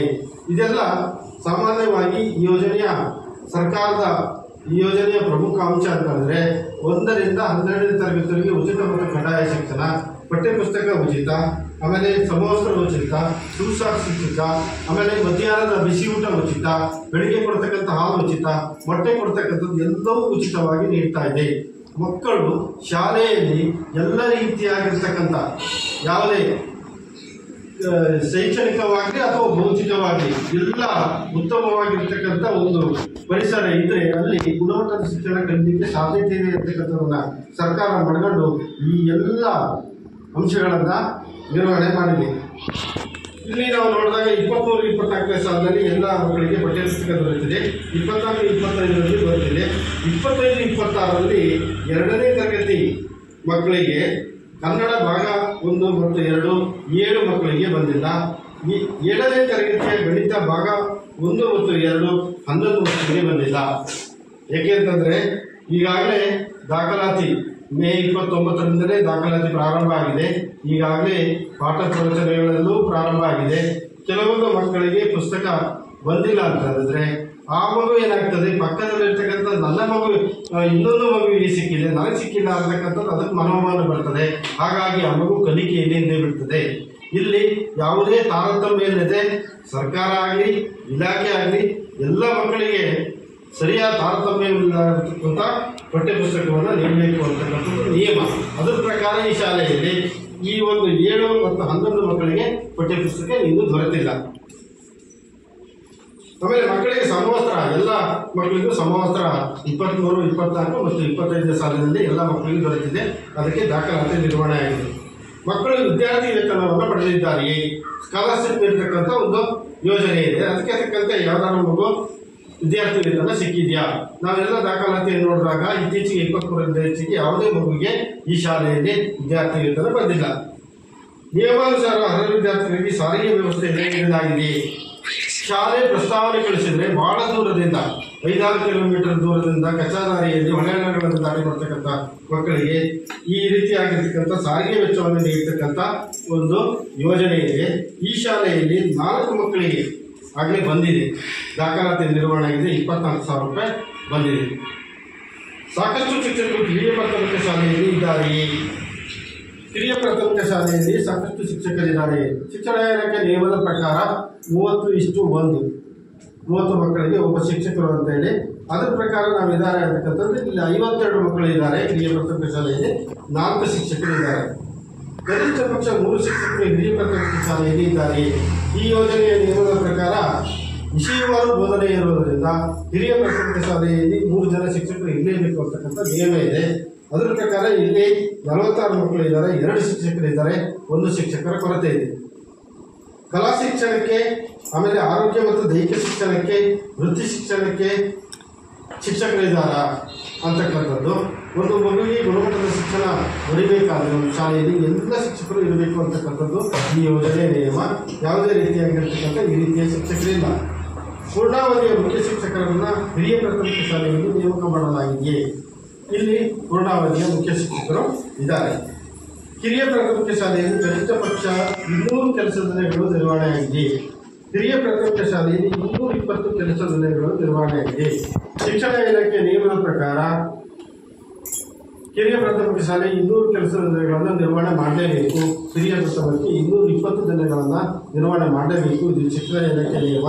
ಅದರ ಪ್ರಕಾರ ನಾವು ದಾಖಲಾತಿ ನೋಡಿದಾಗ 240 ದಿನಗಳು ಹಿರಿಯ ಪ್ರಾಥಮಿಕ, 241 ದಿನಗಳು ಹಿರಿಯ ಪ್ರಾಥಮಿಕ ಶಾಲೆ ನಿರ್ವಹಣೆ ಆಗಿರ್ತಕ್ಕಂಥದ್ದು ದಾಖಲಾತಿ ಮೂಲಕ ಗೊತ್ತಾಯಿತು. ಸದರಿ ಸಾಲಿನ ಹಿಂದಿನ ಮಾಹಿತಿಗಳಲ್ಲಿ ವಿದ್ಯಾರ್ಥಿಗಳ ಸರಾಸರಿ ಹಾಜರಾತಿ 80% ಮತ್ತು ಅದಕ್ಕಿಂತ ಹೆಚ್ಚಿದೆಯೇ? ಮಕ್ಕಳು ಗುಣಮಟ್ಟದ ಶಿಕ್ಷಣವನ್ನು ಶಾಲೆಯಲ್ಲಿ ಕಲಿಬೇಕಾದ್ರೆ ಮಕ್ಕಳ ಹಾಜರಾತಿ ಅತ್ಯಂತ ಪ್ರಮುಖವಾಗಿರ್ತಕ್ಕಂಥದ್ದು. ಮಕ್ಕಳು ಈ ಯೋಜನೆಯ ಪ್ರಕಾರ 80%ಕ್ಕಿಂತ ಹಾಜರಾತಿ ಇರಬೇಕು ಅಂತಕ್ಕಂಥದ್ದು ಈ ಯೋಜನೆಯ ಪ್ರಮುಖ ಅಂಶ. ನಾವಿಲ್ಲಿ ನೋಡಿದಾಗ ಒಂದು ವಿದ್ಯಾರ್ಥಿ 8ನೇ ತರಗತಿಯ ಆದರ್ಶ KT ಅಂತಕ್ಕಂಥ ಒಂದು ವಿದ್ಯಾರ್ಥಿ 73% ಮಾತ್ರ ಇದೆ. ಮತ್ತೆಲ್ಲ ಉಳಿದ ವಿದ್ಯಾರ್ಥಿಗಳು 80ಕ್ಕಿಂತ ಹೆಚ್ಚು ಹಾಜರಾತಿ ಇರ್ತಕ್ಕಂಥದ್ದು ದಾಖಲಾತಿ ಮೂಲಕ ನಮಗೆ ಗೊತ್ತಾಗಿದೆ. ಶಾಲೆಗೆ ಬರುವ ಮಾರ್ಗವು ಸುರಕ್ಷಿತವಾಗಿದೆಯೇ? ಮಕ್ಕಳ ಶಾಲೆಗೆ ಬರುವ ಮಾರ್ಗ ಎಲ್ಲ ಸುರಕ್ಷಿತವಾಗಿದೆ ಅಂತಕ್ಕಂಥದ್ದನ್ನು ನಾವು ಪರಿಶೀಲನೆ ಒಳಪಡಿಸಬೇಕು. ಅದನ್ನು ನಾವು ಎಲ್ಲ ಮಕ್ಕಳ ಪೋಷಕರು, ಮಕ್ಕಳಲ್ಲಿ ಶಿಕ್ಷಕರಲ್ಲಿ ಕೇಳಿದ್ವಿ. ಸುರಕ್ಷಿತವಾಗಿದೆ ಅಂತಕ್ಕಂಥ ಅಭಿಪ್ರಾಯವನ್ನು ಹೇಳಿದರು. ಹೆಚ್ಚಿನ ಸಂಖ್ಯೆಯ ಮಕ್ಕಳಿಗೆ ಶಾಲೆಯ ದೂರವಿದ್ದು ಯಾವುದೇ ಶಾಲೆಗೆ ವ್ಯವಸ್ಥೆ ನೀಡಲಾಗಿಲ್ಲ. ಮಕ್ಕಳನ್ನು ಅವರ ವಯಸ್ಸಿನ ಅನುಗುಣವಾಗಿ ತರಗತಿಗಳಿಗೆ ದಾಖಲಾತಿ ಮಾಡಿಕೊಳ್ಳಲಾಗಿದೆ. ಇದು ಒಂದು ನಿಯಮ. 5 ವರ್ಷ 6 ತಿಂಗಳು, 8 ತಿಂಗಳು, 6 ವರ್ಷನೋ ಸರ್ಕಾರ ನಿಗದಿ ಮಾಡಿಸಿರ್ತಕ್ಕಂಥ ಆ ಒಂದು ವಯಸ್ಸಿಗೆ ಸರಿಯಾಗಿ ಶಾಲೆ ದಾಖಲಾತಿ ಮಾಡಿಕೊಳ್ಬೇಕಾಗ್ತದೆ ಅದರ ನಿಯಮದ ಪ್ರಕಾರ. ಆಮೇಲೆ ಎಲ್ಲರೂ ವಯಸ್ಸು ಮೀರಿರ್ತಕ್ಕಂಥದ್ದು 7 ವರ್ಷ 8 ವರ್ಷ ಏನಾದ್ರು ಮೀರಿರ್ತಕ್ಕಂಥ ಮಗು ಏನು ನೇರವಾಗಿ 1ನೇ ತರಗತಿ ದಾಖಲಾತಿ ಮಾಡ್ಕೊಳ್ಳಿಕ್ಕೆ ಬಂದರೆ ಅದನ್ನು 1ನೇ ತರಗತಿಗೆ ದಾಖಲಾತಿ ಮಾಡಿಕೊಳ್ಳುವ ಆಗಿಲ್ಲ. ನೇರವಾಗಿ 8ನೇ ತರಗತಿ 8 ವರ್ಷದ ಮಗು ಬಂದರೆ 3ನೇ ತರಗತಿಗೆ ದಾಖಲಾತಿ ಮಾಡ್ಕೊಳ್ಬೇಕಾಗ್ತದೆ. ಆ ರೀತಿ ಆಗಿರ್ತಕ್ಕಂಥ ನಿಯಮ ಇದೆ. ಆ ರೀತಿ ಆಗಿರ್ತಕ್ಕಂಥ ಯಾವುದೇ ಮಗು ಬಂದಿಲ್ಲ ಅಂತಕ್ಕಂಥ ಅಭಿಪ್ರಾಯ ಬಂತು. ಆಮೇಲೆ ಸೂಕ್ತ ದಾಖಲೆಗಳಿಲ್ಲದ ಕಾರಣ ಶಾಲಾ ದಾಖಲಾತಿಯನ್ನು ನಿರಾಕರಿಸಲಾಯಿತು. ಮಗು ಏನಾದರೂ ಒಂದು ಮಗು ಯಾವುದೇ ದಾಖಲೆಯಲ್ಲಿ ಶಾಲೆಗೆ ದಾಖಲಾತಿ ಬಂದರೆ ಆ ಶಾಲೆ ದಾಖಲಾತಿಯನ್ನು ನಿರಾಕರಿಸುವುದರಿಂದ ಆ ಮಗುವಿನ ದಾಖಲಾತಿಯನ್ನು ನಿರಾಕರಿಸುವುದಿಲ್ಲ. ಕನಿಷ್ಠ ಒಂದು ದಾಖಲಾತಿಯನ್ನಾದರೂ ಪಡ್ಕೊಂಡು ಶಾಲೆ ದಾಖಲಾತಿ ಮಾಡಿಕೊಳ್ಬೇಕಾಗ್ತದೆ. ಅಂತ ಯಾವುದೇ ಮಗು ಇಲ್ಲ ಅಂತಕ್ಕಂಥ ಅಭಿಪ್ರಾಯ ಬಂತು. ಹೆಚ್ಚಿನ ಮಕ್ಕಳು ಶಾಲೆಯಿಂದ ಹೊರಗಿದ್ದಾರೆ. ಯಾವುದಾದ್ರೂ ಮಗು ದಾಖಲಾಗದೆ ಕಲಿಕೆಯಿಂದ ಹೊರಗಿದೆಯಾ ಅಂತಕ್ಕಂಥದ್ದು, ಯಾವುದೇ ಮಗು ಇಲ್ಲ ಅಂತಕ್ಕಂಥ ಅಭಿಪ್ರಾಯ ಬಂತು. ಶಾಲೆಗೆ ದಾಖಲಾಗಿ ನಂತರ ಹೊರಗುಳಿದ ಮಕ್ಕಳ ಸಂಖ್ಯೆ ಯಾವ್ದಾದ್ರು ಇದೆಯಾ, ದಾಖಲಾಗಿ ಬರದೇ ಇರ್ತಕ್ಕಂಥ ಮಕ್ಕಳು ಇದೆಯಾ, ಆ ರೀತಿಯಾಗಿರ್ತಕ್ಕಂಥ ಮಕ್ಕಳು ಇಲ್ಲ ಅಂತಕ್ಕಂಥ ಅಭಿಪ್ರಾಯ ಬಂತು. ಮಕ್ಕಳನ್ನು ಹೊರ ಹಾಕಿರುವ ಸಂಖ್ಯೆ, ದುರ್ಬಲ ವರ್ಗದ ಮಕ್ಕಳಿಗೆ ತಾರತಮ್ಯ, ಮಕ್ಕಳಿಗೆ ದೈಹಿಕ ಶಿಕ್ಷೆಯನ್ನು ನೀಡಲಾಗುತ್ತಿದೆಯೇ, ಎಲ್ಲ ಮಕ್ಕಳಿಗೂ ತಾರತಮ್ಯ ಇರ್ತಕ್ಕಂಥ ಶಿಕ್ಷಣವನ್ನು ನೀಡಬೇಕು ಅಂತಕ್ಕಂಥದ್ದು ಈ ಯೋಜನೆಯ ಪ್ರಮುಖ ಅಂಶ. ಆ ರೀತಿಯಾಗಿರ್ತಕ್ಕಂಥದ್ದು ನಮ್ಮ ಶಾಲೆಯಲ್ಲಿ ಏನಾದರೂ ನಡೀತಾ ಇದೆಯಾ, ಒಂದು ಮಗುವನ್ನು ಉದ್ದೇಶಿಸಿ ಆ ರೀತಿಯಾಗಿರ್ತಕ್ಕಂಥದ್ದು ಏನಾದರೂ ನಡೀತಾ ಇದೆಯಾ ಅಂತಕ್ಕಂಥದ್ದು. ದುರ್ಬಲ ವರ್ಗದ ಮಕ್ಕಳಿಗೆ ತಾರತಮ್ಯವನ್ನು ಮಾಡ್ತಕ್ಕಂಥದ್ದು, ಬೋಧನೆಯನ್ನು ಮಾಡ್ತಕ್ಕಂಥದ್ದು, ಬೇರೆ ರೀತಿಯಾಗಿರ್ತಕ್ಕಂಥ ಯಾವುದೇ ಕಿರುಕುಳಗಳನ್ನು ನೀಡ್ತಕ್ಕಂಥದ್ದು, ಈ ರೀತಿಯಾಗಿರ್ತಕ್ಕಂಥದ್ದು ಇದೆಯಾ ಅಂತಕ್ಕಂಥದ್ದನ್ನು ಪರಿಶೀಲನೆ ಮಾಡಿದ್ವಿ. ನಾವೆಲ್ಲರನ್ನ ಕೇಳಿದ್ವಿ. ಆ ರೀತಿಯಾಗಿರ್ತಕ್ಕಂಥದ್ದು ಇಲ್ಲ ಅಂತಕ್ಕಂಥ ಅಭಿಪ್ರಾಯ ಬಂತು. ಮಕ್ಕಳಿಗೆ ದೈಹಿಕ ಶಿಕ್ಷೆ, ಇದು ಶಿಕ್ಷಣ ಇಲಾಖೆಯ ನಿಯಮ. ದೈಹಿಕ ಶಿಕ್ಷಣ ನೀಡಬಾರದು ಅಂತಕ್ಕಂಥ ನಿಯಮ ಇದೆ. ಮಕ್ಕಳ ಮನವೊಲಿಸಿ ಪಾಠ ಪ್ರವಚನಗಳನ್ನು ನಿರ್ವಹಣೆ ಮಾಡಬೇಕು ಅಂತಕ್ಕಂಥದ್ದು ಒಂದು ನಿಯಮ. ಆ ರೀತಿಯಾಗಿರ್ತಕ್ಕಂಥದ್ದು ಇಲ್ಲ ಅಂತಕ್ಕಂಥದ್ದು. ಆಮೇಲೆ ಮಕ್ಕಳನ್ನು ಮಾನಸಿಕ ಕಿರುಕುಳಕ್ಕೆ ಒಳಪಡಿಸಲಾಗಿದೆಯೇ, ಆ ರೀತಿಯಾಗಿರ್ತಕ್ಕಂಥದ್ದು ಇಲ್ಲ ಅಂತಕ್ಕಂಥ ಅಭಿಪ್ರಾಯ ಬಂತು. ಮಕ್ಕಳನ್ನು ಲೈಂಗಿಕ ಕಿರುಕುಳಕ್ಕೆ ಒಳಪಡಿಸಲಾಗ್ತದೆ, ಇದೊಂದು ಪ್ರಮುಖವಾಗಿರ್ತಕ್ಕಂಥ ವಿಷಯ. ಇದು ಯಾಕೆಂತಂದರೆ ನಾವು ಬೇರೆ ಬೇರೆ ಪ್ರದೇಶಗಳಲ್ಲಿ ನಾವು ಅನೇಕ ಮಾಧ್ಯಮಗಳ ಮೂಲಕ, ಪತ್ರಿಕೆಗಳ ಮೂಲಕ ಇದನ್ನು ತಿಳ್ಕೊಂಡಿದ್ದೇವೆ. ಅನೇಕ ಘಟನೆಗಳು ನಡೆದಿರ್ತಕ್ಕಂಥದ್ದು. ಈ ರೀತಿಯಾಗಿರ್ತಕ್ಕಂಥದ್ದು ನಿಮ್ಮ ಶಾಲೆಯಲ್ಲಿ ಏನಾದರೂ ಇದೆಯಾ ಅಂತಕ್ಕಂಥದ್ದನ್ನು ನಾವು ಶಿಕ್ಷಕರನ್ನು ಪ್ರಶ್ನೆ ಮಾಡ್ತೇವೆ, ಅದೇ ರೀತಿ ಮಕ್ಕಳನ್ನು ಪ್ರಶ್ನೆ ಮಾಡ್ತೇವೆ, ಅದೇ ರೀತಿ ಮಕ್ಕಳ ಪೋಷಕರನ್ನು ಪ್ರಶ್ನೆ ಮಾಡ್ತೇವೆ. ಈ ರೀತಿಯಾಗಿರ್ತಕ್ಕಂಥದ್ದು ನೀವೇನಾದರೂ ಶಾಲೆಯಲ್ಲಿ ಆಗಿರ್ತಕ್ಕಂಥದ್ದು ನಿಮ್ಮ ಗಮನಕ್ಕೆ ಬಂದಿದೆಯೇ ಅಂತಕ್ಕಂಥದ್ದು. ನಾವೆಲ್ಲ ಮಕ್ಕಳನ್ನು ಕೇಳಿದ್ವಿ, ಪೋಷಕರನ್ನು ಕೇಳಿದ್ವಿ, ಶಿಕ್ಷಕರನ್ನು ಕೇಳಿದ್ವಿ. ಈ ರೀತಿಯಾಗಿರ್ತಕ್ಕಂಥದ್ದು ಇಲ್ಲ ಅಂತಕ್ಕಂಥ ಅಭಿಪ್ರಾಯ ಬಂತು. ಆಮೇಲೆ ವಿಶೇಷ ಮಕ್ಕಳನ್ನು ಗುರುತಿಸಿ ಮೌಲ್ಯಾಂಕನ ಮಾಡಲಾಗಿದೆಯೇ, ವಿಶೇಷವಾಗಿರ್ತಕ್ಕಂಥ ಮಕ್ಕಳನ್ನು ಅಂದರೆ ಅಂಗಾಂಗಗಳಲ್ಲಿ ನೇರ ಅಂಗಾಂಗಗಳಲ್ಲಿ ಏನಾದರೂ ವ್ಯತ್ಯಾಸಗಳಿರ್ತಕ್ಕಂಥ ಮಗು, ಆಮೇಲೆ ಕಣ್ಣು, ಕಿವಿ, ಮೂಗು, ಬುದ್ಧಿಮಾಂದ್ಯ, ಹೀಗೆ ಅನೇಕ ರೀತಿಯಾಗಿರ್ತಕ್ಕಂಥ ವ್ಯತ್ಯಾಸ ಇರ್ತಕ್ಕಂಥ ಮಗುವನ್ನು ವಿಶೇಷ ಚೇತನ ಮಗು ಅಂತ ಗುರುತು ಮಾಡಿ ಅವರಿಗೆ ಮೌಲ್ಯಾಂಕನ ಮಾಡ್ತಕ್ಕಂಥದ್ದು, ಅವರಿಗೆ ವಿಶೇಷವಾಗಿರ್ತಕ್ಕಂಥ ಕಲಿಕಾ ತರಗತಿಗಳನ್ನು ಮಾಡ್ತಕ್ಕಂಥದ್ದು, ಈ ರೀತಿಯಾಗಿರ್ತಕ್ಕಂಥದ್ದು ವಿಶೇಷ ಮಗು ಇಲ್ಲ ಅಂತಕ್ಕಂಥ ಅಭಿಪ್ರಾಯ ಬಂತು. ಆಮೇಲೆ ಎಲ್ಲ ಹವಾಮಾನದಿಂದ ಸುರಕ್ಷಿತವಾದ ಶಾಲಾ ಕಟ್ಟಡ ಇದೆಯೇ. ಒಂದು ಶಾಲೆ ಎಂದರೆ ಆ ಶಾಲಾ ಪರಿಸರ ಉತ್ತಮವಾಗಿರಬೇಕು. ಹಾಗಾದರೆ ಮಾತ್ರ ಅಲ್ಲೇ ಮಕ್ಕಳಿಗೆ ಗುಣಮಟ್ಟದ ಶಿಕ್ಷಣವನ್ನು ನೀಡಲಿಕ್ಕೆ ಸಾಧ್ಯತೆ ಇದೆ. ಶಾಲಾ ಪರಿಸರ ಅಂದರೆ ಏನು ಅಂತ ಹೇಳಿದ್ರೆ, ಒಂದು ಶಾಲೆ ಅಂತ ಹೇಳಿದ್ರೆ ಅಲ್ಲಿ ಉತ್ತಮವಾಗಿರ್ತಕ್ಕಂಥ ಶಾಲಾ ಕಟ್ಟಡಗಳು, ತರಗತಿ ಕೊಠಡಿಗಳು, ಪಾಠೋಪಕರಣಗಳು, ಪೀಠೋಪಕರಣಗಳು, ಅದೇ ರೀತಿ ಉತ್ತಮವಾಗಿರ್ತಕ್ಕಂಥ ಆಟದ ಮೈದಾನ, ಒಂದು ಉತ್ತಮವಾಗಿರ್ತಕ್ಕಂಥ ಗ್ರಂಥಾಲಯ, ಉತ್ತಮವಾಗಿರ್ತಕ್ಕಂಥ ಒಂದು ಪ್ರಯೋಗಾಲಯ, ಹೀಗೆ ಅನೇಕ ರೀತಿಯ ಮಕ್ಕಳ ಕಲಿಕೆಗೆ ಪೂರಕವಾಗಿರ್ತಕ್ಕಂಥ ಶಾಲಾ ವಾತಾವರಣವನ್ನು ಶಾಲೆ ಹೊಂದಿರಬೇಕು ಅಂತಕ್ಕಂಥದ್ದು.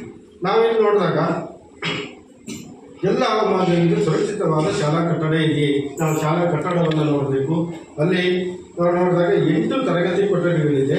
ಅದರಲ್ಲಿ ಒಂದು ಕಚೇರಿ ಕೊಠಡಿ, ಶಾಲಾ ಮುಖ್ಯೋಪಾಧ್ಯಾಯರ ಕಚೇರಿ ಕೊಠಡಿ ಮೇಲ್ಚಾವಣಿ ಸೋರಿಕೆ ಕಂಡು ಬರ್ತಾ ಇದೆ. ಆಮೇಲೆ ನಾವು ತರಗತಿ ಕೊಠಡಿಯಲ್ಲಿ ಹೋದಾಗ ಕೆಲವೊಂದು ಮಕ್ಕಳು ಹೇಳಿದ್ರು ಮೇಲ್ಚಾವಣಿ ಕೆಲವೊಂದು ಕಡೆ ಸೋರಿಕೆ ಕಂಡು ಬರ್ತಾ ಇದೆ ಅಂತಕ್ಕಂಥದ್ದು. ಅಡುಗೆ ಕೊಠಡಿ ನಾವು ನೋಡಿದಾಗ ಅದು ಸಹ ಸೋರಿಕೆ ಇದೆ. ದಾಸ್ತಾನು ಕೊಠಡಿ ಅದು ಉತ್ತಮವಾಗಿರ್ತಕ್ಕಂಥದ್ದು ನಮಗೆ ಕಂಡು ಬರ್ತದೆ. ಬಾಲಕರಿಗೆ ಸಾಕಷ್ಟು ಶೌಚಾಲಯದ ವ್ಯವಸ್ಥೆ ಇದೆಯೇ, ಬಾಲಕಿಯರಿಗೆ ಸಾಕಷ್ಟು ಶೌಚಾಲಯದ ವ್ಯವಸ್ಥೆ ಇದೆಯೇ, ಬಾಲಕರ ಶೌಚಾಲಯ ಮತ್ತು ಬಾಲಕಿಯರ ಶೌಚಾಲಯದಲ್ಲಿ ನೀರಿನ ವ್ಯವಸ್ಥೆ ಇದೆಯೇ, ಮತ್ತು 2 ಶೌಚಾಲಯಗಳು ಬಾಲಕ ಮತ್ತು ಬಾಲಕಿಯರ ಶೌಚಾಲಯ ಬಳಸುವುದಕ್ಕೆ ಯೋಗ್ಯ ಇದೆಯೇ, ಬಳಕೆಗೆ ಯೋಗ್ಯವಿದೆಯೇ ಅಂತಕ್ಕಂಥದ್ದನ್ನು ನಾವು ಪರಿಶೀಲನೆ ಮಾಡಬೇಕು. ಏಕೆಂತಂದರೆ ಒಂದು ಶಾಲೆ ಅಂತ ಹೇಳಿದ್ರೆ ಒಂದು ಉತ್ತಮವಾಗಿರ್ತಕ್ಕಂಥ ಶೌಚಾಲಯವನ್ನು ಹೊಂದಬೇಕು ಅಂತಕ್ಕಂಥದ್ದು ಈ ಯೋಜನೆಯ ಪ್ರಮುಖ ಅಂಶ. ಆಗ ಮಾತ್ರ ಮಕ್ಕಳಿಗೆ ಗುಣಮಟ್ಟದ ಶಿಕ್ಷಣ ನೀಡಲಿಕ್ಕೆ ಸಾಧ್ಯತೆ ಇದೆ. ಏಕೆಂತಂದರೆ ಒಂದು ಉತ್ತಮವಾಗಿರ್ತಕ್ಕಂಥ ಶೌಚಾಲಯ ಇಲ್ಲ ಅಂತ ಹೇಳಿದರೆ ಮಗು ಆ ಶೌಚಾಲಯವನ್ನು ಬಳಸೋದಿಲ್ಲ. ಮಗು ಏನಾಗ್ತದೆ, ಬಯಲು ಶೌಚಾಲಯಕ್ಕೆ ಹೋಗಬೇಕಾಗ್ತದೆ. ಬಯಲು ಶೌಚಾಲಯ ನಿಷೇಧ. ಹಾಗಾಗಿ ಮಕ್ಕಳು ಬಳಸದೇ ಇದ್ದರೆ ಏನಾಗುತ್ತೆ, ಆ ಶೌಚಾಲಯ ಏನಾದರೂ ಅವ್ಯವಸ್ಥೆ ಇದ್ದರೆ, ನೀರಿನ ವ್ಯವಸ್ಥೆ ಇಲ್ಲದಿದ್ದರೆ, ಬಳಕೆಗೆ ಯೋಗ್ಯವಾಗಿದ್ದರೆ ಮಗು ಏನು ಮಾಡ್ತದೆ, ಆ ಶೌಚಾಲಯವನ್ನು ಬಳಸೋದಿಲ್ಲ. ಹಾಗೆ ತರಗತಿ ಕೊಠಡಿಗೆ ಬಂದು ಕೂತ್ಕೊಳ್ತದೆ. ಆಗ ಏನಾಗ್ತದೆ ಅಂದರೆ ಶೌಚವನ್ನು ಕಟ್ಕೊಳ್ಳೋದ್ರಿಂದ ನೇರವಾಗಿ ಅದೇನಾಗ್ತದೆ, ಭೌತಿಕವಾಗಿ ಮಾತ್ರ ತರಗತಿ ಕೊಠಡಿಯಲ್ಲಿ ಇರ್ತದೆ, ಮಾನಸಿಕವಾಗಿ ಇರೋದಿಲ್ಲ. ಹಾಗಾಗಿ ಶಿಕ್ಷಕರ ಪಾಠ ಪ್ರವಚನದಲ್ಲಿ ಅದು ಪಾಲ್ಗೊಳ್ಳುವುದಿಲ್ಲ. ಹಾಗಾಗಿ ಮಗು ಏನಾಗ್ತದೆ, ಕಲಿಕೆಯಲ್ಲಿ ಹಿಂದೆ ಬೀಳ್ತದೆ. ಆಮೇಲೆ ಏನಾದರೂ ಶೌಚವನ್ನು ಕಟ್ಕೊಂಡ್ರೆ ಆರೋಗ್ಯದ ಮೇಲೆ ಪರಿಣಾಮ ಬೀರುತ್ತದೆ ಅಂತ. ಹಾಗಾಗಿ ಏನಾಗ್ತದೆ ಅಂತಂದರೆ ಒಂದು ಶಾಲೆಯಲ್ಲಿ ಒಂದು ಉತ್ತಮವಾಗಿರ್ತಕ್ಕಂಥ ಬಳಕೆ ಯೋಗ್ಯವಾದ ನೀರಿನ ವ್ಯವಸ್ಥೆ ಇರತಕ್ಕಂಥ ಒಂದು ಉತ್ತಮವಾದ ಶೌಚಾಲಯ ಇರಬೇಕು ಅಂತಕ್ಕಂಥದ್ದು ಏನಿದೆ. ಅದರ ಪ್ರಕಾರ ನಾವು ಈ ಶಾಲೆಯಲ್ಲಿ ನೋಡಿದಾಗ ಶೌಚಾಲಯ ಇದೆ. ಇನ್ನೂ ಮಕ್ಕಳಿಗೆ, ಯಾಕೆಂದರೆ ಇಲ್ಲಿ ಮಕ್ಕಳ ಸಂಖ್ಯೆ ಜಾಸ್ತಿ ಇರೋದ್ರಿಂದ ಇನ್ನೂ ಉತ್ತಮವಾಗಿರ್ತಕ್ಕಂಥ ಶೌಚಾಲಯದ ಅಗತ್ಯ ಇದೆ. ವಿಶೇಷ ಅಗತ್ಯಗಳ ಮಕ್ಕಳು ಬಳಸುವಂಥ ಶೌಚಾಲಯ ಇದೆ. ವಿಶೇಷ ಅಗತ್ಯಗಳ ಮಕ್ಕಳೇನಾದ್ರು ಶಾಲೆಗೆ ದಾಖಲಾದರೆ ಅವರು ಬಳಸುವಂಥ ಪ್ರತ್ಯೇಕವಾಗಿರ್ತಕ್ಕಂಥ ಶೌಚಾಲಯವನ್ನು ಶಾಲೆ ಹೊಂದಿರಬೇಕು ಅಂತಕ್ಕಂಥ ನಿಯಮ ಇದೆ. ಇಲ್ಲಿ ವಿಶೇಷ ಅಗತ್ಯಗಳ ಮಕ್ಕಳ ಶೌಚಾಲಯ ಇಲ್ಲ. ಶಾಲೆಯಲ್ಲಿ ಸಾಕಷ್ಟು ಪ್ರಮಾಣದಲ್ಲಿ ನೀರಿನ ಸೌಲಭ್ಯ ಇದೆ. ಇದು ಪ್ರಮುಖವಾಗಿರ್ತಕ್ಕಂಥದ್ದು. ಶಾಲೆ ಶೈಕ್ಷಣಿಕ ಅವಧಿಯಲ್ಲಿ ಶಾಲಾ ಮಕ್ಕಳಿಗೆ ಅನುಕೂಲವಾಗಿರ್ತಕ್ಕಂಥ ಶುದ್ಧ ಕುಡಿಯುವ ನೀರನ್ನು ಹೊಂದಬೇಕು. ಶುದ್ಧ ಕುಡಿಯುವ ನೀರಿನ ಮೂಲವನ್ನು ಹೊಂದಬೇಕು. ಏಕೆಂತಂದರೆ ಮಕ್ಕಳಿಗೆ ಶುದ್ಧವಾದ ಕುಡಿಯುವ ನೀರನ್ನೇ ಶಾಲೆ ಒದಗಿಸಬೇಕು. ಅದಲ್ಲದೆ ಮಧ್ಯಾಹ್ನದ ಬಿಸಿಯೂಟದಲ್ಲೂ ಸಹ ಶುದ್ಧವಾದ ನೀರನ್ನು ಉಪಯೋಗಿಸಿಕೊಂಡು ಅಡುಗೆಯನ್ನು ತಯಾರು ಮಾಡಬೇಕು ಅಂತಕ್ಕಂಥದ್ದು ಈ ಯೋಜನೆಯ ಪ್ರಮುಖವಾಗಿರ್ತಕ್ಕಂಥ ನಿಯಮ. ಏಕೆಂದರೆ ಅಕಸ್ಮಾತ್ ಏನಾದರೂ ನೀರು ಕಲುಷಿತ ಆಗಿದ್ದರೆ ಮಕ್ಕಳ ಆರೋಗ್ಯದ ಮೇಲೆ ಪರಿಣಾಮವನ್ನು ಬೀರುತ್ತದೆ. ಹಾಗಾಗಿ ಒಂದು ಶಾಲೆ ಒಂದು ಉತ್ತಮವಾಗಿರ್ತಕ್ಕಂಥ ಕುಡಿಯುವ ನೀರಿನ ಸೌಲಭ್ಯವನ್ನು ಹೊಂದಿರಬೇಕು ಅಂತಕ್ಕಂಥದ್ದು. ಇಲ್ಲಿ ನಾವು ನೋಡಿದಾಗ ಶಾಲೆ ಬಾವಿಯ ವ್ಯವಸ್ಥೆ ಇದೆ, ಕುಡಿಯುವ ನೀರಿನ ವ್ಯವಸ್ಥೆ ಉತ್ತಮವಾಗಿದೆ ಅಂತಕ್ಕಂಥದ್ದು ಅಭಿಪ್ರಾಯ ಬಂತು. ಕುಡಿಯುವ ನೀರಿನ ಗುಣಮಟ್ಟ ಉತ್ತಮವಾಗಿದೆಯೇ ಅಂತಕ್ಕಂಥದ್ದು. ಪ್ರತಿ 6 ತಿಂಗಳಿಗೊಮ್ಮೆ ಮಕ್ಕಳು ಕುಡಿಯೋದಕ್ಕೆ ಬಳಸ್ತಕ್ಕಂಥ ನೀರನ್ನು ಅದನ್ನು ಒಂದು ಇಲಾಖೆ ಇದೆ ತಾಲೂಕು ಹಂತದಲ್ಲಿ, ಅದನ್ನು ಗುಣಮಟ್ಟವನ್ನು ಪರೀಕ್ಷೆ ಮಾಡಬೇಕಾಗ್ತದೆ. ಅದು ಕುಡಿಲಿಕ್ಕೆ ಉತ್ತಮವಾಗಿದೆಯಾ ಅಂತಕ್ಕಂಥದ್ದು ಅದನ್ನು ಹಾಗೆ ಮಾಡಿದ್ದಾರೆ. ಕುಡಿಲಿಕ್ಕೆ ಉತ್ತಮವಾಗಿದೆ ಅಂತಕ್ಕಂಥದ್ದನ್ನು ಇಲ್ಲಿ ಅದರ ದೃಢೀಕರಣವನ್ನು ಶಾಲೆ ನಿರ್ವಹಣೆ ಮಾಡಿದೆ. ಇಲ್ಲಿ ಮುಂದೆ ಇಲ್ಲಿ ಪ್ರತಿ ವರ್ಷಕ್ಕೆ ಒಂದು ಬಾರಿ ಈ ನೀರನ್ನು ಅವರು ಪರೀಕ್ಷೆಗೆ ಒಳಪಡಿಸ್ತಿದ್ರು. ಇನ್ನು ಮುಂದೆ ಪ್ರತಿ 6 ತಿಂಗಳಿಗೊಮ್ಮೆ ಅದನ್ನು ನೀರನ್ನು ಪರೀಕ್ಷೆಗೆ ಒಳಪಡಿಸಬೇಕು ಅಂತಕ್ಕಂಥ ನಿಯಮ ಇದೆ. ಅದರ ಪ್ರಕಾರ ಮಾಡ್ತೀವಿ ಅಂತಕ್ಕಂಥದ್ದು ಮುಖ್ಯೋಪಾಧ್ಯಾಯರು ತಿಳಿಸಿದ್ದಾರೆ. ಶಾಲೆಗೆ ವಿದ್ಯುತ್ ಸಂಪರ್ಕವಿದೆಯೇ? ಒಂದು ಶಾಲೆ ಅಂತ ಹೇಳಿದ್ರೆ ಸ್ವಾಭಾವಿಕ ಬೆಳಕಿನ ಜೊತೆಗೆ ತರಗತಿ ಕೊಠಡಿಗಳಲ್ಲಿ ಕೃತಕವಾಗಿರ್ತಕ್ಕಂಥ ಬೆಳಕು ಅತ್ಯಂತ ಅವಶ್ಯಕವಾಗಿರ್ತಕ್ಕಂಥದ್ದು. ಏಕೆಂತಂದರೆ ಮಕ್ಕಳಿಗೆ ಪರಿಣಾಮಕಾರಿಯಾಗಿರ್ತಕ್ಕಂಥ ಗುಣಮಟ್ಟದ ಶಿಕ್ಷಣ ಬೆಳೀಬೇಕಾದ್ರೆ ಈ ಬೆಳಕಿನ ಅವಶ್ಯಕತೆ ಅತ್ಯಂತ ಪ್ರಮುಖವಾಗಿರ್ತಕ್ಕಂಥದ್ದು ತರಗತಿ ಕೊಠಡಿಗಳಲ್ಲಿ. ಆಮೇಲೆ 6 ಮತ್ತು 7, 8ನೇ ತರಗತಿಗೆ ವಿಜ್ಞಾನ ಪ್ರಯೋಗವನ್ನು ಮಾಡಬೇಕಾದ್ರೆ ಈ ವಿದ್ಯುತ್ತಿನ ಅವಶ್ಯಕತೆ ಇರ್ತದೆ. ಹಾಗಾಗಿ ಒಂದು ಶಾಲೆ ವಿದ್ಯುತ್ ಸಂಪರ್ಕವನ್ನು ಹೊಂದಿರಬೇಕು ಅಂತಕ್ಕಂಥ ನಿಯಮ ಇದೆ. ಅದರ ಪ್ರಕಾರ ವಿದ್ಯುತ್ ಸಂಪರ್ಕವನ್ನು ಹೊಂದಿದೆ. ಎಲ್ಲ ಕೊಠಡಿಗಳಲ್ಲಿ ವಿದ್ಯುತ್ ಕಾರ್ಯನಿರ್ವಹಿಸುತ್ತದೆ. ಎಲ್ಲ ಕೊಠಡಿಗಳಲ್ಲಿ ಇದೆ. ಶಾಲಾ ಆವರಣದಲ್ಲಿ ಆಟದ ಮೈದಾನ ಇದೆಯೇ? ಸಮಗ್ರ ಶಿಕ್ಷಣ ಯೋಜನೆಯ ಕಲಿಕೆಯಲ್ಲಿ ಕ್ರೀಡಾ ಚಟುವಟಿಕೆಗಳು ಹೆಚ್ಚಿನ ಒಂದು ಮಹತ್ವ ಇದೆ. ಅದರ ಪ್ರಕಾರ ಒಂದು ಶಾಲೆ ಒಂದು ಉತ್ತಮವಾಗಿರ್ತಕ್ಕಂಥ ಆಟದ ಮೈದಾನವನ್ನು ಹೊಂದಿರಬೇಕು. ಅದರಲ್ಲಿ ಎಲ್ಲ ಕ್ರೀಡಾ ಸ್ಪರ್ಧೆಗಳಿಗೆ ಸಂಬಂಧಪಟ್ಟಿರ್ತಕ್ಕಂಥ ಅಂಕಣಗಳನ್ನು ಹೊಂದಿರಬೇಕು ಅಂತಕ್ಕಂಥ ನಿಯಮ ಇದೆ. ಅದರ ಪ್ರಕಾರ ನಾವು ಆಟದ ಮೈದಾನ ಇದೆಯೇ ಅಂತಕ್ಕಂಥದ್ದನ್ನು ನಾವು ನೋಡಿದಾಗ ಒಂದು ಸುಸಜ್ಜಿತವಾದ ಎಲ್ಲ ಕ್ರೀಡೆಗಳಿಗೆ ಅನುಕೂಲವಾಗುವ ಆಟದ ಮೈದಾನ ಇಲ್ಲ. ಇದೆ ಕೆಲವೊಂದು ಕ್ರೀಡೆಗಳಿಗೆ ಮಾತ್ರ ಅನುಕೂಲ ಆಗ್ತಕ್ಕಂಥ ಆಟದ ಮೈದಾನ ಇದೆ. ಯಾಕೆಂದರೆ 6, 7 ಮತ್ತು 8ನೇ ತರಗತಿಗೆ ಕ್ರೀಡಾ ಸ್ಪರ್ಧೆ ಇದೆ. ಅದಕ್ಕೆ ತಕ್ಕಾಗಿರ್ತಕ್ಕಂಥ ಎಲ್ಲ ಅಂಕಣಗಳಿರ್ತಕ್ಕಂಥ ಒಂದು ಕ್ರೀಡಾಂಗಣವನ್ನು ಶಾಲೆ ಹೊಂದಿರಬೇಕಾಗ್ತದೆ. ಶಾಲಾ ಆವರಣದ ಸುತ್ತಲೂ ಕಾಂಪೌಂಡ್ ಗೋಡೆ ಇದೆಯೇ? ಶಾಲಾ ಆವರಣದ ಸುತ್ತಲೂ ಒಂದು ಕಾಂಪೌಂಡ್ ಗೋಡೆ ಇರಬೇಕು. ಏಕೆಂತಂದರೆ ಮಕ್ಕಳ ರಕ್ಷಣಾ ದೃಷ್ಟಿಯಿಂದ ಅತಿ ಪ್ರಮುಖವಾಗಿರ್ತಕ್ಕಂಥದ್ದು. ಏಕೆಂತಂದರೆ ಮಕ್ಕಳು ಏನಾದರೂ ಶಿಕ್ಷಣ ಕಣ್ತಪ್ಪಿ ಶಾಲಾ ಪರಿಸರದಿಂದ ಹೊರಗಡೆ ಹೋದರೆ ಮೇನ್ ರೋಡ್ ಇರ್ತದೆ ಅಥವಾ ಅನೇಕ ರೀತಿಯಾಗಿರ್ತಕ್ಕಂಥ ವಾಹನಗಳಿಂದ ಬೇರೆ ರೀತಿಯಿಂದ ಮಕ್ಕಳಿಗೆ ಅನಾಹುತ ಆಗಬಹುದು. ಅದಲ್ಲದೆ ಶಾಲೆಯ ಹತ್ತಿರದಲ್ಲಿ ಸುತ್ತಮುತ್ತ ಗಿಡ ಮರಗಳು ಕಾಡುಗಳು ಏನಾದರೂ ಬೆಳೆದಿದ್ದರೆ ಅದರಿಂದ ಅನೇಕ ವಿಷಜಂತುಗಳು ಶಾಲೆಯ ಪರಿಸರಕ್ಕೆ ತರಗತಿ ಕೊಠಡಿಗಳಿಗೆ ಸೇರಿಕೊಂಡು ಮಕ್ಕಳಿಗೆ ಏನಾದರೂ ಅನಾಹುತ ಆಗಬಹುದು. ಹಾಗಾಗಿ ರಕ್ಷಣಾ ದೃಷ್ಟಿಯಿಂದ ಶಾಲೆ ಸುತ್ತಲೂ ಒಂದು ಕಾಂಪೌಂಡ್ ಗೋಡೆಯನ್ನು ಹೊಂದಿರಬೇಕು ಅಂತಕ್ಕಂಥದ್ದು ಈ ಯೋಜನೆಯ ಪ್ರಮುಖವಾಗಿರ್ತಕ್ಕಂಥ ಒಂದು ಅಂಶ. ಅದರ ಪ್ರಕಾರ ಶಾಲಾ ಸುತ್ತ ಈ ಶಾಲೆ ಕಾಂಪೌಂಡನ್ನು ಹೊಂದಿದೆ. ಶಾಲೆಯು ಗ್ರಂಥಾಲಯವನ್ನು ಹೊಂದಿದೆಯೇ?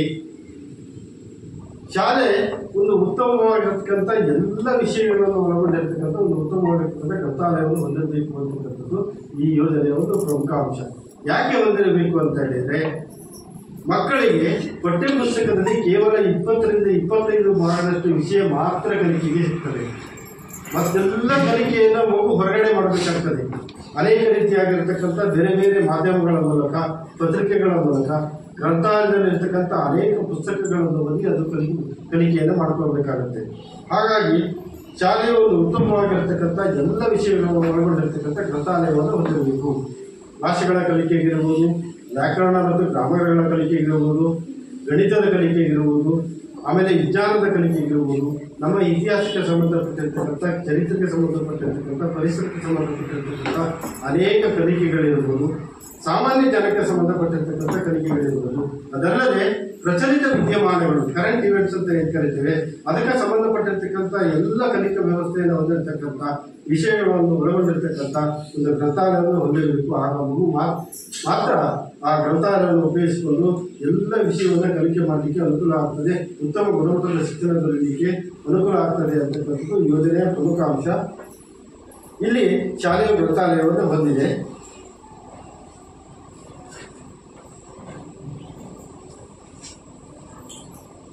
ಆಮೇಲೆ ಗ್ರಂಥಾಲಯದಲ್ಲಿ ಎಲ್ಲ ವಿಷಯದ ಪುಸ್ತಕಗಳಿವೆ. ಅದು ಹೇಳಿದ ಹಾಗೆ ಗ್ರಂಥಾಲಯ ಎಲ್ಲ ವಿಷಯದ ಪುಸ್ತಕಗಳನ್ನು ಹೊಂದಿರಬೇಕು.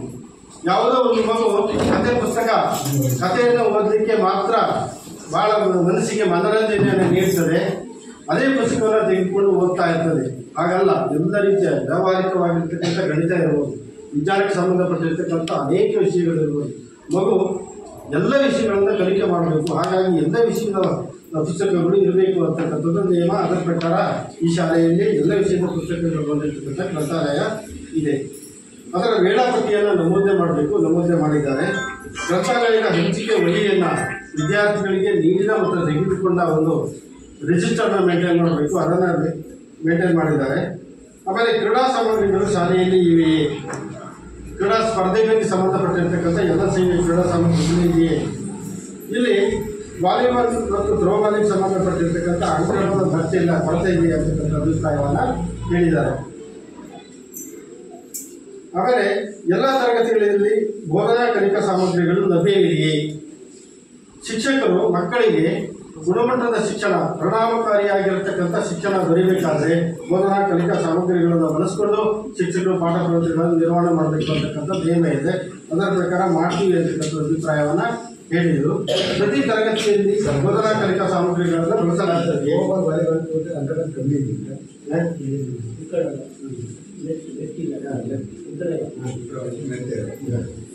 ವ್ಯವಸ್ಥೆ ಇದೆ.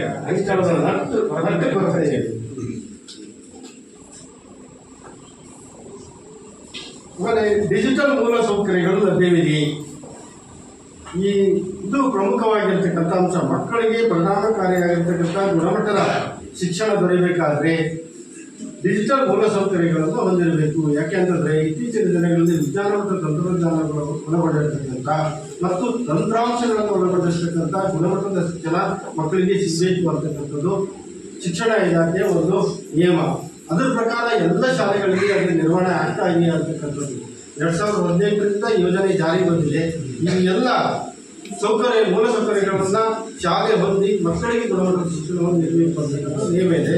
ಅದರ ಪ್ರಕಾರ ಈ ಶಾಲೆ ನಿರ್ವಹಣೆ ಆಗಿದೆ ಅಂತಕ್ಕಂಥದ್ದನ್ನು ನಾವು ನೋಡಬೇಕಾಗ್ತದೆ. ಕಂಪ್ಯೂಟರ್ ಇರಬೇಕು ಅಂತಕ್ಕಂಥದ್ದು, ಕಂಪ್ಯೂಟರ್ ಪ್ರಾಥಮಿಕ ಜ್ಞಾನ ಮಗುವಿಗೆ ಪ್ರಾಥಮಿಕ ಹಂತದಲ್ಲೇ ಸಿಗಬೇಕು ಅಂತಕ್ಕಂಥದ್ದು ಯೋಜನೆಯಲ್ಲ. ಇಲ್ಲಿ ಯಾವುದೇ ಕಂಪ್ಯೂಟರ್ ಇಲ್ಲ. ಆಮೇಲೆ ಸ್ಮಾರ್ಟ್ ಬೋರ್ಡ್ ಇರಬೇಕು ಅಂತಕ್ಕಂಥದ್ದು. ಮಕ್ಕಳಿಗೆ ಸ್ಮಾರ್ಟ್ ಬೋರ್ಡ್ ಮೂಲಕ ಅನೇಕ ತರಗತಿಯ ವಿಷಯಗಳನ್ನು ಶಿಕ್ಷಕರು ಹೇಗೆ ಪಾಠ ಪ್ರವಚನಗಳನ್ನು ನಿರ್ವಹಣೆ ಆಗ್ತದೋ ಅದು ಅದೇ ರೀತಿಯ ಪಾಠ ಪ್ರವಚನವನ್ನು ನಿರ್ವಹಣೆ ಮಾಡ್ತಕ್ಕಂಥ ಒಂದು ಅವಕಾಶ ಇದೆ. ಆ ರೀತಿಯಾಗಿರ್ತಕ್ಕಂಥದ್ದು ಏನಾದರೂ ಹೊಂದಿದೆಯಾ ಅಂತಕ್ಕಂಥದ್ದು ಅದನ್ನು ಹೊಂದಿಲ್ಲ. ಆಮೇಲೆ ಲ್ಯಾಪ್ಟಾಪ್ ಇರಬೇಕು ಅಂತಕ್ಕಂಥದ್ದು, ಅದರ ಒಂದು ಕಲಿಕೆ ಮಕ್ಕಳಿಗೆ ಆಗಬೇಕು ಅಂತಕ್ಕಂಥದ್ದು ಒಂದು ಲ್ಯಾಪ್ಟಾಪ್ ಇದೆ. ಪ್ರೊಜೆಕ್ಟರ್ ಇರಬೇಕು ಅಂತಕ್ಕಂಥದ್ದು, ಪ್ರೊಜೆಕ್ಟರ್ ಮೂಲಕ ಪಾಠ ಪ್ರವಚನಗಳನ್ನು ನಿರ್ವಹಣೆ ಮಾಡಿ ಮಕ್ಕಳಿಗೆ ಎಲ್ಲ ವಿಷಯದ ಒಂದು ಕಲಿಕೆಯನ್ನು ಮಾಡ್ತಕ್ಕಂಥದ್ದು ಸಾಧ್ಯತೆ ಇದೆ. ಆ ರೀತಿಯಾಗಿರ್ತಕ್ಕಂಥ ಒಂದು ಪ್ರೊಜೆಕ್ಟರ್ ಇದೆ, ಅದರ ಮೂಲಕ ಮಕ್ಕಳ ಕಲಿಕೆ ಆಗ್ತಾ ಇದೆ ಅಂತಕ್ಕಂಥದ್ದು ಹೇಳಿದ್ರು. ಆಮೇಲೆ ಸ್ಮಾರ್ಟ್ ಟಿವಿಗಳ ಮೂಲಕವೂ ಸಹ ಬೇರೆ ಬೇರೆ ಮಾಧ್ಯಮಗಳ ಮೂಲಕ ಜಾಲತಾಣಗಳಲ್ಲಿ ಅದನ್ನು ಸಂಗ್ರಹಿಸಿಕೊಂಡು ಸ್ಮಾರ್ಟ್ ಟಿವಿಯಲ್ಲಿ ಪಾಠ ಪ್ರವಚನಗಳನ್ನು ನಿರ್ವಹಣೆ ಮಾಡ್ತಕ್ಕಂಥದ್ದಿದೆ. ಬೇರೆ ಬೇರೆ ಪಠ್ಯದಲ್ಲಿ ಬರದೇ ಇರತಕ್ಕಂಥ ಅನೇಕ ವಿಷಯಗಳನ್ನು ಅದರಲ್ಲೇ ಸಂಗ್ರಹಣೆ ಮಾಡಿ ಸ್ಮಾರ್ಟ್ ಟಿವಿಗಳ ಮೂಲಕ ಮಕ್ಕಳಿಗೆ ಉತ್ತಮವಾಗಿರ್ತಕ್ಕಂಥ ಗುಣಮಟ್ಟದ ಕಲಿಕೆಯನ್ನು ಮಾಡ್ತಕ್ಕಂಥ ಅವಕಾಶವನ್ನು ಶಾಲೆ ಮಾಡ್ಕೊಳ್ಬೇಕು ಅಂತಕ್ಕಂಥದ್ದು ನಿಯಮ ಇದೆ. ಅದರ ಪ್ರಕಾರ ಒಂದು ಸ್ಮಾರ್ಟ್ ಟಿವಿ ಇದೆ, ಅದು ಮಕ್ಕಳಿಗೆ ಕಲಿಕೆಯನ್ನು ಮಾಡ್ತಾ ಇದೆ ಅಂತಕ್ಕಂಥದ್ದನ್ನು ಮಕ್ಕಳು ಹೇಳಿದರು, ಶಿಕ್ಷಕರು ಹೇಳಿದರು. ಇಲ್ಲಿ ಜಾಸ್ತಿ ಸಂಖ್ಯೆ ಇರೋದ್ರಿಂದ ಮಕ್ಕಳ ಸಂಖ್ಯೆ ಜಾಸ್ತಿ ಇರೋದ್ರಿಂದ ಎಲ್ಲ ತರಗತಿಗಳಲ್ಲಿ ಒಂದೊಂದು ಸ್ಮಾರ್ಟ್ ಟಿವಿಗಳಿದ್ರೆ ಮಕ್ಕಳಿಗೆ ಉತ್ತಮ ಗುಣಮಟ್ಟದ ಶಿಕ್ಷಣ ಪಡೆಯಲಿಕ್ಕೆ ಅವಕಾಶ ಆಗ್ತದೆ ಅಂತ ಈ ಯೋಜನೆಯ ನಿಯಮ. ಆಮೇಲೆ ನಾವೀನ್ಯ ಬೋಧನಾ ವಿಧಾನ ಚಟುವಟಿಕೆಗಳನ್ನು ಬಳಸಲಾಗುತ್ತದೆ. ಇದೆ ಈ ಒಂದು ಡಿಜಿಟಲ್ ಮಾಧ್ಯಮಗಳ ಮೂಲಕ ನಾವೀನ್ಯ ಬೋಧನಾ ವಿಧಾನ ಚಟುವಟಿಕೆಗಳನ್ನು ಬಳಸಿದರೆ ಮಕ್ಕಳಿಗೆ ಗುಣಮಟ್ಟದ ಶಿಕ್ಷಣ ದೊರೆಯುತ್ತದೆ ಅಂತಕ್ಕಂಥದ್ದು. ಆ ರೀತಿಯಾಗಿರ್ತಕ್ಕಂಥದ್ದು ಮಾಡ್ತೇವೆ ಅಂತಕ್ಕಂಥದ್ದು ಫಿಟ್ ಇಂಡಿಯಾ ಸ್ಕೂಲ್ ಪ್ರಮಾಣ ಪತ್ರಕ್ಕೆ ನೋಂದಾಯಿಸಿಕೊಂಡಿದೆ. ಇದೊಂದು ನಿಯಮ ಶಿಕ್ಷಣ ಇಲಾಖೆಯದು ಇದನ್ನು ನೋಂದಾಯಿಸಿಕೊಂಡಿದೆ. ಜಾಗರಹಿತ ದಿನವನ್ನು ಜಾರಿ ಮಾಡಲಾಗಿದೆ. ಮಕ್ಕಳು ಎಲ್ಲ ದಿನಗಳನ್ನ ವ್ಯಾಕರಣ ಶಾಲೆಗೆ ಬರೋದು ಬೇಡ. ಕೆಲವೊಂದು ದಿನಗಳಲ್ಲಿ ಮಕ್ಕಳು ಅತ್ಯಂತ ಸಂತೋಷದಿಂದ ಬರಲಿ ಶಾಲೆಗೆ, ಅಲ್ಲಿ ಸಂಭ್ರಮವನ್ನು ಪಡಲಿ ಅಂತಕ್ಕಂಥದ್ದು ಈ ಯೋಜನೆಯ ಉದ್ದೇಶ. ಈ ಶಾಲೆಯಲ್ಲಿ ಪ್ರತಿ ತಿಂಗಳ 3ನೇ ಶನಿವಾರ ಆರತಿಯಾಗಿರ್ತಕ್ಕಂಥದ್ದನ್ನ ಮಾಡ್ತೀವಿ ಅಂತ ಹೇಳಿದ್ರು. ಯುವ ಮತ್ತು ಪರಿಸರ ಕ್ಲಬ್ಗಳು ಇದೆಯೇ ಶಾಲೆಯಲ್ಲಿ ಪರಿಸರದ ಬಗ್ಗೆ ಜ್ಞಾನವನ್ನು ನೀಡ್ತಕ್ಕಂಥದ್ದು. ಯಾವುದೇ ಹತ್ತಿರದಲ್ಲಿರ್ತಕ್ಕಂಥ ಕೆರೆಕಟ್ಟೆಗಳಿರ್ಬೋದು, ನಾವು ಕೃಷಿಯಲ್ಲಿ ತೊಡತಕ್ಕಂಥ ಗದ್ದೆಗಳಿರ್ಬೋದು, ತೋಟಗಳಿರ್ಬೋದು, ಅನೇಕ ರೀತಿಯಾಗಿರ್ತಕ್ಕಂಥ ಬೇರೆ ಬೇರೆ ಗುಡ್ಡಗಳಿರ್ಬೋದು, ಕಾಡುಗಳಿರ್ಬೋದು, ಪರಿಸರದ ಪರಿಚಯವನ್ನು ಮಾಡ್ತಕ್ಕಂಥ ಯುವ ಮತ್ತು ಪರಿಸರ ಕ್ಲಬ್ಬನ್ನು ಶಾಲೆ ಹೊಂದಿರಬೇಕು. ಆಗಾಗ ಮಗುವಿಗೆ ಅದರ ಬಗ್ಗೆ ಪರಿಚಾರವನ್ನು ಮೂಡಿಸಬೇಕು ಅಂತ ಮಕ್ಕಳಿಗೆ ಅದರ ನೈಜ ಪರಿಜ್ಞಾನವನ್ನು ಅಲ್ಲಿ ಆ ಸ್ಥಳಕ್ಕೆ ಕರ್ಕೊಂಡೋಗಿ ಮೂಡಿಸಬೇಕು ಅಂತಕ್ಕಂಥ ನಿಯಮ ಇದೆ. ಆ ರೀತಿಯಾಗಿರ್ತಕ್ಕಂಥ ನಾವು ಮಾಡ್ತೀವಿ ಅಂತಕ್ಕಂಥದ್ದು ಹೇಳಿದ್ವಿ. ಸಾಮಗ್ರಿಗಳಿರುವ ಪ್ರಯೋಗಾಲಯಗಳು ಲಭ್ಯವಿದೆ ಮತ್ತು ಬಳಸಲಾಗ್ತಿದೆ. 6, 7, 8ನೇ ತರಗತಿಗೆ ವಿಜ್ಞಾನ ಪಾಠ ಬೋಧನೆಯಲ್ಲಿ ಈ ಪ್ರಯೋಗದ ಮೂಲಕವೇ ಪಾಠ ಪ್ರವಚನಗಳನ್ನು ನಿರ್ವಹಣೆ ಮಾಡಬೇಕು ಅಂತಕ್ಕಂಥ ನಿಯಮ ಇದೆ. ಆಗ ಮಾತ್ರ ಮಕ್ಕಳಿಗೆ ಏನಾಗ್ತದೆ, ಒಂದು ಪರಿಣಾಮಕಾರಿಯಾಗಿರ್ತಕ್ಕಂಥ ಗುಣಮಟ್ಟದ ಕಲಿಕೆ ಆಗ್ತದೆ. ಪ್ರಯೋಗವನ್ನು ಮಾಡಿ ತೋರಿಸಿ ಪಾಠ ಪ್ರವಚನಗಳನ್ನು ಮಾಡಿದರೆ ಅಂತಕ್ಕಂಥದ್ದು. ಹಾಗಾಗಿ ಒಂದು ಶಾಲೆ ಒಂದು ಉತ್ತಮವಾಗಿರ್ತಕ್ಕಂಥ ಪ್ರಯೋಗಾಲಯವನ್ನು ಹೊಂದಿರಬೇಕು. ಅಲ್ಲಿ ಎಲ್ಲ ಪ್ರಯೋಗದ ಪರಿಕರಗಳಿರಬೇಕು, ಒಂದು ವಸ್ತುಗಳಿರಬೇಕು, ಪ್ರಯೋಗದ ವಸ್ತುಗಳಿರಬೇಕು ಅಂತಕ್ಕಂಥದ್ದು. ಈ ಶಾಲೆಯಲ್ಲಿ ಏನು ಆ ಪಾಠ ಪ್ರವಚನ ಸಂಬಂಧಪಟ್ಟಿರ್ತಕ್ಕಂಥ ಎಲ್ಲ ಪ್ರಯೋಗದ ವಸ್ತುಗಳಿದೆ, ಪ್ರಯೋಗದ ಪರಿಕರಗಳು ಇದೆ. ಆಮೇಲೆ ಪ್ರಯೋಗವನ್ನು ಬಳಸಿ ಪಾಠವನ್ನು ಮಾಡ್ತಾರೆ ಅಂತಕ್ಕಂಥ ಅಭಿಪ್ರಾಯವನ್ನು ಮಕ್ಕಳು ಹೇಳಿದರು. ವಿಜ್ಞಾನ ಮತ್ತು ಗಣಿತ ಕಿಟ್ಗಳು ಲಭ್ಯವಿದೆಯೇ? ಕಿಟ್ಗಳನ್ನು ತೋರಿಸಿ ಅದರ ಮೂಲಕವೇ ಎಲ್ಲ ರೀತಿಯಾಗಿರ್ತಕ್ಕಂಥ ಗಣಿತದ ಸಮಸ್ಯೆಗಳಿರ್ಬೋದು, ವಿಜ್ಞಾನದ ಪಾಠ ಪ್ರವಚನಗಳಿರ್ಬೋದು ಮಾಡಲಿಕ್ಕೆ ಅವಕಾಶ ಇದೆ. ಅದರ ಮೂಲಕ ಮಕ್ಕಳಿಗೆ ಪರಿಣಾಮಕಾರಿಯಾಗಿರ್ತಕ್ಕಂಥ ಕಲಿಕೆ ಆಗ್ತದೆ. ಇಲ್ಲಿ ನೋಡಿದಾಗ ಗಣಿತ ಕಿಟ್ಟಿದೆ, ವಿಜ್ಞಾನ ಕಿಟ್ಟಿಲ್ಲ ಅಂತಕ್ಕಂಥ ಅಭಿಪ್ರಾಯ ಬಂತು. ಸ್ವಯಂ ರಕ್ಷಣೆ ತರಬೇತಿಯಿಂದ ಹೆಣ್ಣು ಮಕ್ಕಳಿಗೆ ನೀಡಲಾಗ್ತದೆ. ಸ್ವಯಂ ರಕ್ಷಣೆಯನ್ನು ಮಾಡ್ತಕ್ಕಂಥ ಕರಾಟೆ ಇದರ ಕೆಲವೊಂದು ಶಾಲೆಗಳಲ್ಲಿ ಸರ್ಕಾರಿ ಶಿಕ್ಷಕರಿದ್ದಾರೆ ಮಾಡ್ತಾರೆ, ಕೆಲವೊಂದು ಶಾಲೆಗಳಲ್ಲಿ ಖಾಸಗಿ ಶಿಕ್ಷಕರ ಬಳಸಿ ಅವರಿಗೆ ತರಬೇತಿ ನೀಡತಕ್ಕಂಥದ್ದಿದೆ. ಇಲ್ಲಿ ಯಾವುದೇ ರೀತಿಯಾಗಿರ್ತಕ್ಕಂಥದ್ದು ಇಲ್ಲ ಅಂತಕ್ಕಂಥ ಅಭಿಪ್ರಾಯ ಬಂತು. ಶಾಲೆಯಲ್ಲಿರುವ ಘನ ಮತ್ತು ದ್ರವ ತ್ಯಾಜ್ಯದ ವಿಲೇವಾರಿ ಹೇಗೆ ಅಂತಕ್ಕಂಥದ್ದನ್ನು ನಾವು ಪರಿಶೀಲನೆ ಮಾಡಬೇಕು. ಇಲ್ಲಿ ದ್ರವ ತ್ಯಾಜ್ಯವನ್ನು ಗ್ರಾಮ ಪಂಚಾಯತಿ ವಿಲೇವಾರಿ ಮಾಡ್ತದೆ ಅಂತಕ್ಕಂಥದ್ದು ಹೇಳಿದ್ರು. ದ್ರವ ತ್ಯಾಜ್ಯವನ್ನು ಇಂದು ಮೂಲಕ ಅದನ್ನು ವಿಲೇವಾರಿ ಆಗ್ತದೆ ಅಂತ ಹೇಳಿದ್ರು. ಕೆಲವು ಮೂಲಭೂತ ಸೌಕರ್ಯಗಳು ಇತರ ಇಲಾಖೆಗಳ ಯೋಜನೆಗಳಿಂದ ಮಂಜೂರಾಗಿದೆ ಮತ್ತು ನಿರ್ವಹಿಸಲಾಗಿದೆ. ಏಕೆಂದರೆ ಮಕ್ಕಳಿಗೆ ಮೂಲಭೂತ ಸೌಕರ್ಯಗಳು ಏನಾದರೂ ಆಗಬೇಕಾದ್ರೆ ಇಲಾಖೆ ಶಿಕ್ಷಣ ಇಲಾಖೆಯಿಂದ ಎಲ್ಲ ರೀತಿಯಾಗಿರ್ತಕ್ಕಂಥ ಅನುದಾನ ಇಲ್ಲ, ಅನುದಾನ ಕೊರತೆ ಇರ್ತದೆ. ಹಾಗಾಗಿ ಸರ್ಕಾರ ಏನು ಮಾಡಿದೆ, ಒಂದು ಅವಕಾಶವನ್ನು ಮಾಡಿಕೊಟ್ಟಿದೆ. ಬೇರೆ ಇಲಾಖೆಗಳಿಂದ ಅನುದಾನವನ್ನು ಪಡ್ಕೊಂಡು ಅದರ ಮೂಲಕ ಶಾಲೆ ಎಲ್ಲ ಭೌತಿಕವಾಗಿರ್ತಕ್ಕಂಥ ಶೈಕ್ಷಣಿಕವಾಗಿರ್ತಕ್ಕಂಥ ಮೂಲಸೌಕರ್ಯಗಳನ್ನ ಮಾಡಿಕೊಳ್ಳಲಿಕ್ಕೆ ಅವಕಾಶವನ್ನು ಮಾಡಿಕೊಟ್ಟಿದೆ. ಯಾವುದೇ ಗ್ರಾಮ ಪಂಚಾಯತ್ ಇರ್ಬೋದು, ಜಿಲ್ಲಾ ಪಂಚಾಯತ್ ಇರ್ಬೋದು, ತಾಲೂಕ್ ಪಂಚಾಯತ್ ಇರ್ಬೋದು, ಶಾಸಕರ ಅನುದಾನ, ಸಂಸದರ ಅನುದಾನ, ಆಮೇಲೆ ವಿಧಾನ ಪರಿಷತ್ ಸದಸ್ಯರ ಅನುದಾನ, ಶಿಕ್ಷಕ ಪ್ರತಿನಿಧಿಗಳ ಅನುದಾನ, ಹೀಗೆ ಅನೇಕ ರೀತಿಯಾಗಿರ್ತಕ್ಕಂಥ ಅನುದಾನಗಳನ್ನು ಪಡ್ಕೊಂಡು ಶಾಲೆ ಎಲ್ಲ ಭೌತಿಕವಾಗಿರ್ತಕ್ಕಂಥ ಶೈಕ್ಷಣಿಕವಾಗಿರ್ತಕ್ಕಂಥ ಮೂಲಸೌಕರ್ಯಗಳನ್ನು ಮಾಡಿಕೊಳ್ಳಲಿಕ್ಕೆ ಅವಕಾಶ ಮಾಡಿಕೊಟ್ಟಿದೆ. ಇದು ಶಿಕ್ಷಣ ಇಲಾಖೆಗೆ ಮಾತ್ರ, ಬೇರೆ ಯಾವುದೇ ಇಲಾಖೆಗೆ ಈ ರೀತಿಯಿಂದ ಬೇರೆ ಇಲಾಖೆಯಿಂದ ಅವಕಾಶ ಇಲ್ಲ.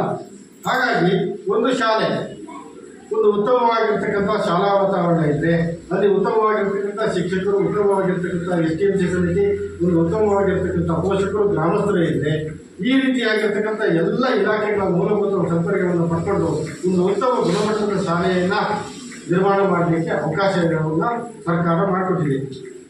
ಆ ರೀತಿ ನಾವು ನೋಡಿದರೆ ಈ ಇತ್ತೀಚಿನ ದಿನಗಳಲ್ಲಿ 2020ರಿಂದ ಈಚೆಗೆ ಹೆಚ್ಚಿನ ಮೂಲಭೂತ ಸೌಕರ್ಯಗಳನ್ನು ಈ ಶಾಲೆಗೆ ಪಡ್ಕೊಂಡಿಲ್ಲ.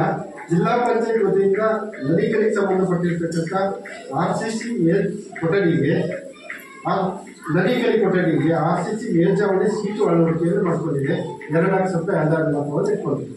ಅದೊಂದು ಕಾಮಗಾರಿ ಬಿಟ್ಟರೆ ಇತರ ಯಾವುದೇ ಕಾಮಗಾರಿಯಿಂದ ಇತ್ತೀಚೆಗೆ ಈ ಶಾಲೆಯಲ್ಲಿ ನಿರ್ವಹಣೆ ಆಗಿಲ್ಲ. ಆಮೇಲೆ ಶಿಕ್ಷಕರು ನಿಯಮಿತವಾಗಿ ಶಾಲೆಗೆ ಹಾಜರಾಗ್ತಾರೆಯೇ ನಾವು ಪರಿಶೀಲನೆಗೆ ಒಳಪಡಿಸಬೇಕು. ಶಿಕ್ಷಣ ಇಲಾಖೆ ತಿಳಿಸಿರ್ತಕ್ಕಂಥ ನಿಯಮಗಳಿದೆ. ಆ ನಿಯಮದ ಪ್ರಕಾರ ಶಾಲೆಗೆ ಬರಬೇಕು, ಪಾಠ ಪ್ರವಚನಗಳನ್ನು ನಿರ್ವಹಣೆ ಮಾಡಬೇಕು. ಆನಂತರ ಶಾಲೆಯಿಂದ ನಿರ್ವಹಿಸತಕ್ಕಂಥದ್ದು ಅದಕ್ಕೂ ಸಹ ನಿಯಮ ಇದೆ. ಶಿಕ್ಷಕರು ಪ್ರತಿದಿನ ಶಾಲೆಗೆ ತಡವಾಗಿ ಬರ್ತಾರೆ, ಶಿಕ್ಷಕರು ಪ್ರತಿದಿನ ಶಾಲೆಯಿಂದ ಮುಂಚಿತವಾಗಿ ತೆರಳುತ್ತಾರೆ. ಆ ರೀತಿಯಾಗಿರ್ತಕ್ಕಂಥದ್ದನ್ನು ನಾವು ಎಲ್ಲ ಪರಿಶೀಲನೆಗೆ ಒಳಪಡಿಸಿದ್ವಿ. ಮಕ್ಕಳನ್ನು ಕೇಳಿದ್ವಿ, ಶಿಕ್ಷಕರನ್ನು ಕೇಳಿದ್ವಿ, ಪೋಷಕರನ್ನು ಕೇಳಿದ್ವಿ. ಆ ರೀತಿಯಾಗಿರ್ತಕ್ಕಂಥದ್ದು ಇಲ್ಲ, ಸರಿಯಾದ ಸಮಯಕ್ಕೆ ಬರ್ತಾರೆ, ಪಾಠ ಪ್ರವಚನಗಳ ನಿರ್ವಹಣೆ ಆಗ್ತದೆ, ಸರಿಯಾದ ಸಮಯಕ್ಕೆ ಹೋಗ್ತಾರೆ ಅಂತಕ್ಕಂಥ ಅಭಿಪ್ರಾಯವನ್ನು ವ್ಯಕ್ತಪಡಿಸಿದ್ವಿ. ಶಿಕ್ಷಕರು ಏಕಕಾಲಿಕವಾಗಿ ಪೋಷಕರನ್ನ ಭೇಟಿ ಮಾಡಿ ಮಕ್ಕಳ ಹಾಜರಾತಿ ಸಾಮರ್ಥ್ಯ ಮತ್ತು ಕಲಿಕಾ ಪ್ರಗತಿಗಳ ಬಗ್ಗೆ ವಿವರಿಸುತ್ತಾರೆ. ಅಂದರೆ ಶಿಕ್ಷಣ ಇಲಾಖೆ ನಿಯಮದ ಪ್ರಕಾರ ಪಾಠ ಪ್ರವಚನಗಳನ್ನು ಮಾಡ್ತಕ್ಕಂಥದ್ದು, ಪರೀಕ್ಷೆಗಳನ್ನು ಕಟಕಿ ಪರೀಕ್ಷೆಗಳನ್ನು ಮಾಡ್ತಕ್ಕಂಥದ್ದು, ಮೌಲ್ಯಾಂಕನ ಮಾಡ್ತಕ್ಕಂಥದ್ದು, ಮಗು ಯಾವ ಹಂತದಲ್ಲಿ ಇದೆ ಅಂತಕ್ಕಂಥದ್ದು ಎಲ್ಲ ಮಾಹಿತಿಯನ್ನು ಪೋಷಕರಿಗೆ ಕೊಡ್ತಕ್ಕಂಥದ್ದು. ಈ ರೀತಿಯಾಗಿರ್ತಕ್ಕಂಥ ಎಲ್ಲ ಪ್ರಕ್ರಿಯೆಗಳನ್ನು ಶಾಲೆ ಒಂದು ಶೈಕ್ಷಣಿಕ ವರ್ಷದಲ್ಲಿ ಕೈಗೊಳ್ಳಬೇಕಾಗ್ತದೆ. ಅದನ್ನು ಮಾಡ್ತೀವಿ ಅಂತಕ್ಕಂಥ ಅಭಿಪ್ರಾಯವನ್ನು ತಿಳಿಸಿದ್ವಿ.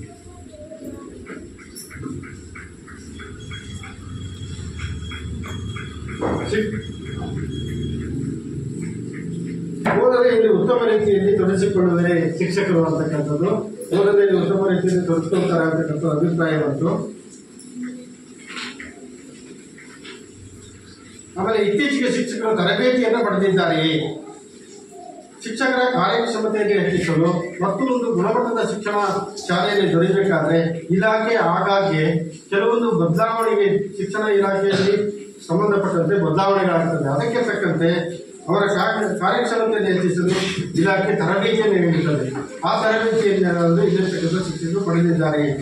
ನದಿಕರಿಗೆ ಭಾಷಾ ತರಬೇತಿಗೆ ಸಂಬಂಧಪಟ್ಟಂತೆ ಕನ್ನಡ ಭಾಷೆ ಇರ್ಬೋದು, ಇಂಗ್ಲೀಷ್ ಭಾಷೆ ಇರ್ಬೋದು, ಹಿಂದಿ ಭಾಷೆ ಇರ್ಬೋದು, ಅದಕ್ಕೆ ಸಂಬಂಧಪಟ್ಟಿರ್ತಕ್ಕಂಥ ತರಬೇತಿ ಆಗಿದೆ ಅಂತ ಹೇಳಿದರು. 6, 7, 8ನೇ ತರಗತಿ ಗಣಿತ ವಿಜ್ಞಾನ ಕಾರ್ಯಾಗಾರಗಳ ತರಬೇತಿ ಆಗಿದೆ ಅಂತಕ್ಕಂಥದ್ದು ಹೇಳಿದರು. ಆಮೇಲೆ ಗುಣಾದಿ ತರಬೇತಿ ಒಬ್ಬ ಶಿಕ್ಷಕರಿಗೆ ಆಗಿದೆ ಅಂತಕ್ಕಂಥದ್ದು ಹೇಳಿದರು. ಮಕ್ಕಳ ಮ್ಯಾಪಿಂಗ್ ಮತ್ತು ಜಾಡಿ ಬಿಡುವ ಕಾರ್ಯ ಮಾಡಲಾಗಿದೆ. ಮಗು ಏನಾದರೂ ದಾಖಲಾಗಿ ಶಾಲೆಗೆ ಬರ್ತಾ ಇದ್ರೆ, ಆಮೇಲೆ ಅದು ದಾಖಲಾಗಲಿಕ್ಕೆ ಅರ್ಹತೆ ಇದ್ದು ದಾಖಲಾಗದೇ ಇರ್ತಕ್ಕಂಥ ಮಗು ಶಾಲಾ ಪರಿಸರದಲ್ಲಿ ಇದ್ದರೆ ಅದನ್ನು ಈ ಶಾಲೆ ಅದನ್ನು ಮ್ಯಾಪಿಂಗ್ ಮಾಡಬೇಕು ಮತ್ತು ಜಾಡಿ ಹಿಡಿಯಲು ಅಲ್ಲಿ ಹೋಗಿ ಆ ಮಗುವನ್ನು ಸಂಪರ್ಕ ಮಾಡಬೇಕು, ಅದನ್ನು ಮನವೊಲಿಸಿ ದಾಖಲಾಗುವ ಹಾಗೆ ಮಾಡಬೇಕು ಅಂತಕ್ಕಂಥದ್ದು ಅದನ್ನು ಶೈಕ್ಷಣಿಕ ವರ್ಷದ ಪ್ರಾರಂಭದಲ್ಲಿ ಶಾಲೆ ಮಾಡಬೇಕಾಗ್ತದೆ. ಆ ರೀತಿಯಾಗಿ ಮಾಡ್ತೀವಿ ಅಂತ ಅಭಿಪ್ರಾಯವನ್ನು ಹೇಳಿದರು. ಶಾಲೆಯನ್ನು ಇತರ ಉದ್ದೇಶಗಳಿಗಾಗಿ ಬಳಸಲಾಗುತ್ತದೆ.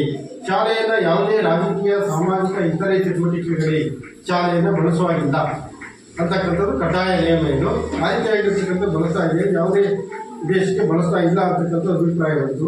ಪ್ರವೇಶ ಶುಲ್ಕ, ಕ್ಯಾಪಿಟೇಷನ್ ಶುಲ್ಕ, ಅರ್ಜಿ ಶುಲ್ಕ, ಬೋಧನಾ ಶುಲ್ಕ ಏನಾದರೂ ಪಡೆಯಲಾಗ್ತಿದೆಯೇ ಅಂತಕ್ಕಂಥದ್ದನ್ನು ನಾವು ಕೇಳಿದ್ವಿ. ಯಾಕೆಂದರೆ 1ನೇ ತರಗತಿಯಿಂದ 12ನೇ ತರಗತಿವರೆಗೂ ಉಚಿತ ಮತ್ತು ಕಡ್ಡಾಯ ಶಿಕ್ಷಣ ಸರ್ಕಾರದ ನಿಯಮ ಇದು. ಅದರ ಪ್ರಕಾರ ಏನಾದರೂ ಪಡಿತೀವಿ ಅಂತಕ್ಕಂಥದ್ದು. ವಿಶೇಷ ಕ್ರೀಡಾ ನಿಧಿ ಅಂತಕ್ಕಂಥ ಪ್ರತಿ ವಿದ್ಯಾರ್ಥಿಗೆ 10 ರೂಪಾಯಿ ಮಾತ್ರ ನಾವು ಪಡ್ಕೊಳ್ತೇವೆ ಅಂತಕ್ಕಂಥ ಹೇಳಿದ್ವಿ.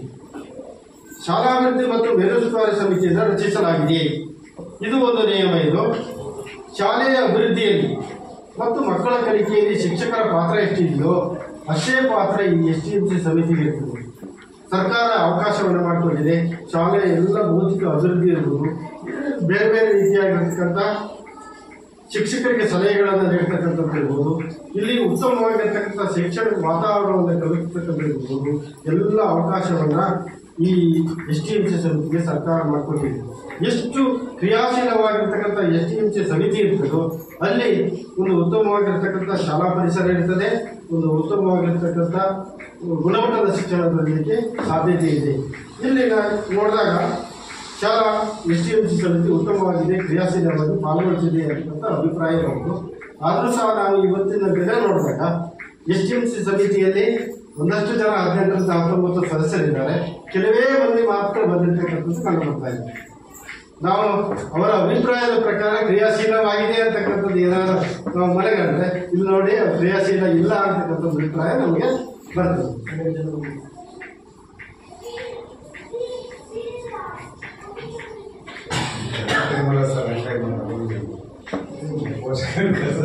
ಪ್ರತಿ ತಿಂಗಳು SDMC ಸಭೆಗಳು ನಡೆಯುತ್ತವೆ.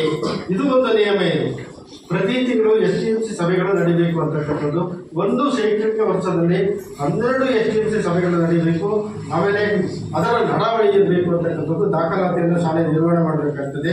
ಎಲ್ಲ ಚರ್ಚೆಗಳಾಗಬೇಕು ಆ ಒಂದು ತಿಂಗಳಲ್ಲಿ ನಡೀತಕ್ಕಂಥದ್ದು.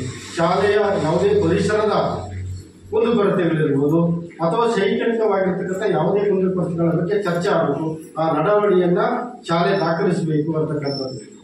ಆ ನೋಡಿದಾಗ 23-24ರಲ್ಲಿ 7 ಸಭೆಗಳು ಆಗಿರ್ತಕ್ಕಂಥದ್ದು ಮಾತ್ರ ಕಂಡುಬಂತು. ಆಮೇಲೆ 24-25ರಲ್ಲಿ 8 ಸಭೆಗಳಾಗಿರ್ತಕ್ಕಂಥದ್ದು ಕಂಡುಬಂತು. ಈ ಯೋಜನೆಯ ನಿಯಮದ ಪ್ರಕಾರ 12 ಸಭೆಗಳು ಕಡ್ಡಾಯವಾಗಿ ಆಗಬೇಕಾಗುತ್ತೆ. ಆಮೇಲೆ ಕ್ಷೇತ್ರ ಶಿಕ್ಷಣಾಧಿಕಾರಿಗಳು ಶಾಲೆಗೆ ಎಷ್ಟು ಸಾರಿ ಭೇಟಿ ನೀಡಿದ್ದಾರೆ? ಪ್ರಾಥಮಿಕ ಶಾಲೆಗೆ ಈ ಯೋಜನೆಯ ನಿಯಮದ ಪ್ರಕಾರ ಒಂದು ಶಾಲೆಗೆ ಒಂದು ವರ್ಷದಲ್ಲಿ ಒಮ್ಮೆ ಭೇಟಿ ನೀಡಬೇಕು ಕ್ಷೇತ್ರ ಶಿಕ್ಷಣಾಧಿಕಾರಿಗಳು. ನಾವು ದಾಖಲಾತಿ ನೋಡಿದಾಗ 3 ಬಾರಿ ಭೇಟಿ ನೀಡಿರ್ತಕ್ಕಂಥದ್ದು ಕಂಡುಬಂತು. ಕ್ಷೇತ್ರ ಸಮನ್ವಯಾಧಿಕಾರಿಗಳು BRCO ಅವರು ಸಹ ಒಮ್ಮೆ ಭೇಟಿ ನೀಡಬೇಕು ಒಂದು ಶಾಲೆಗೆ ಅಂತಕ್ಕಂಥದ್ದು ನಿಯಮ ಇದೆ. ಇಲ್ಲಿ 4 ಬಾರಿ ಭೇಟಿ ನೀಡಿರ್ತಕ್ಕಂಥದ್ದು ದಾಖಲೆ ಕಂಡುಬಂತು.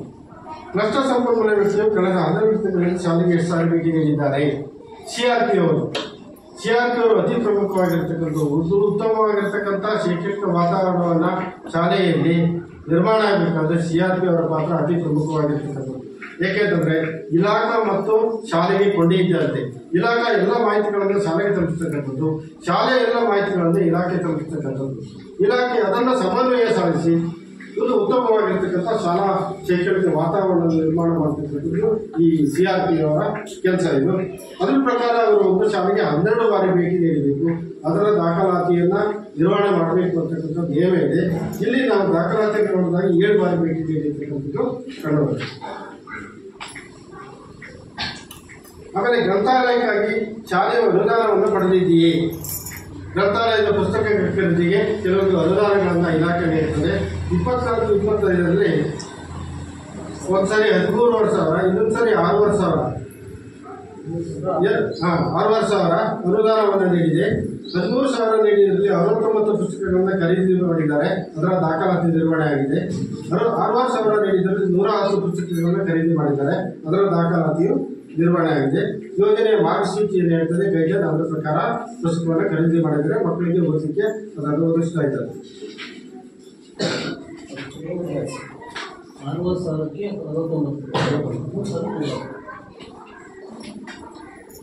ಆಮೇಲೆ ಶಾಲೆಯಲ್ಲಿ ಜಾತಿ, ಲಿಂಗ, ಭಾಷೆಗಳಿಗೆ ಸಂಬಂಧಪಟ್ಟ ತಾರತಮ್ಯ ಹೆಜ್ಜೆಗಳ ಕುರಿತು ಮೇಲ್ವಿಚಾರಣೆ ನಡೆಸಲಾಗ್ತದೆ. ಈ ಆಗ್ತಕ್ಕಂಥದ್ದು ಏನಾದರೂ ನಡೀತಾ ಇದೆ ಅಂತಕ್ಕಂಥದ್ದು ಮಾಡ್ತೀವಿ ಅಂತಕ್ಕಂಥ ಅಭಿಪ್ರಾಯವನ್ನು ಹೇಳಿದರು. ಶಾಲೆಯಲ್ಲಿ ಪ್ರಥಮ ಚಿಕಿತ್ಸಾ ಪೆಟ್ಟಿಗೆಯನ್ನು ಹೊಂದಿದೆ.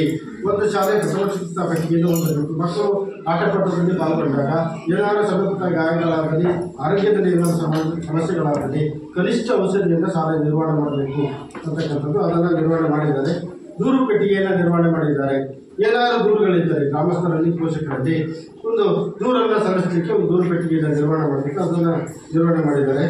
ತುರ್ತು ದೂರವಾಣಿ ಸಂಖ್ಯೆಗಳನ್ನು ಪ್ರದರ್ಶಿಸಲಾಗಿದೆ.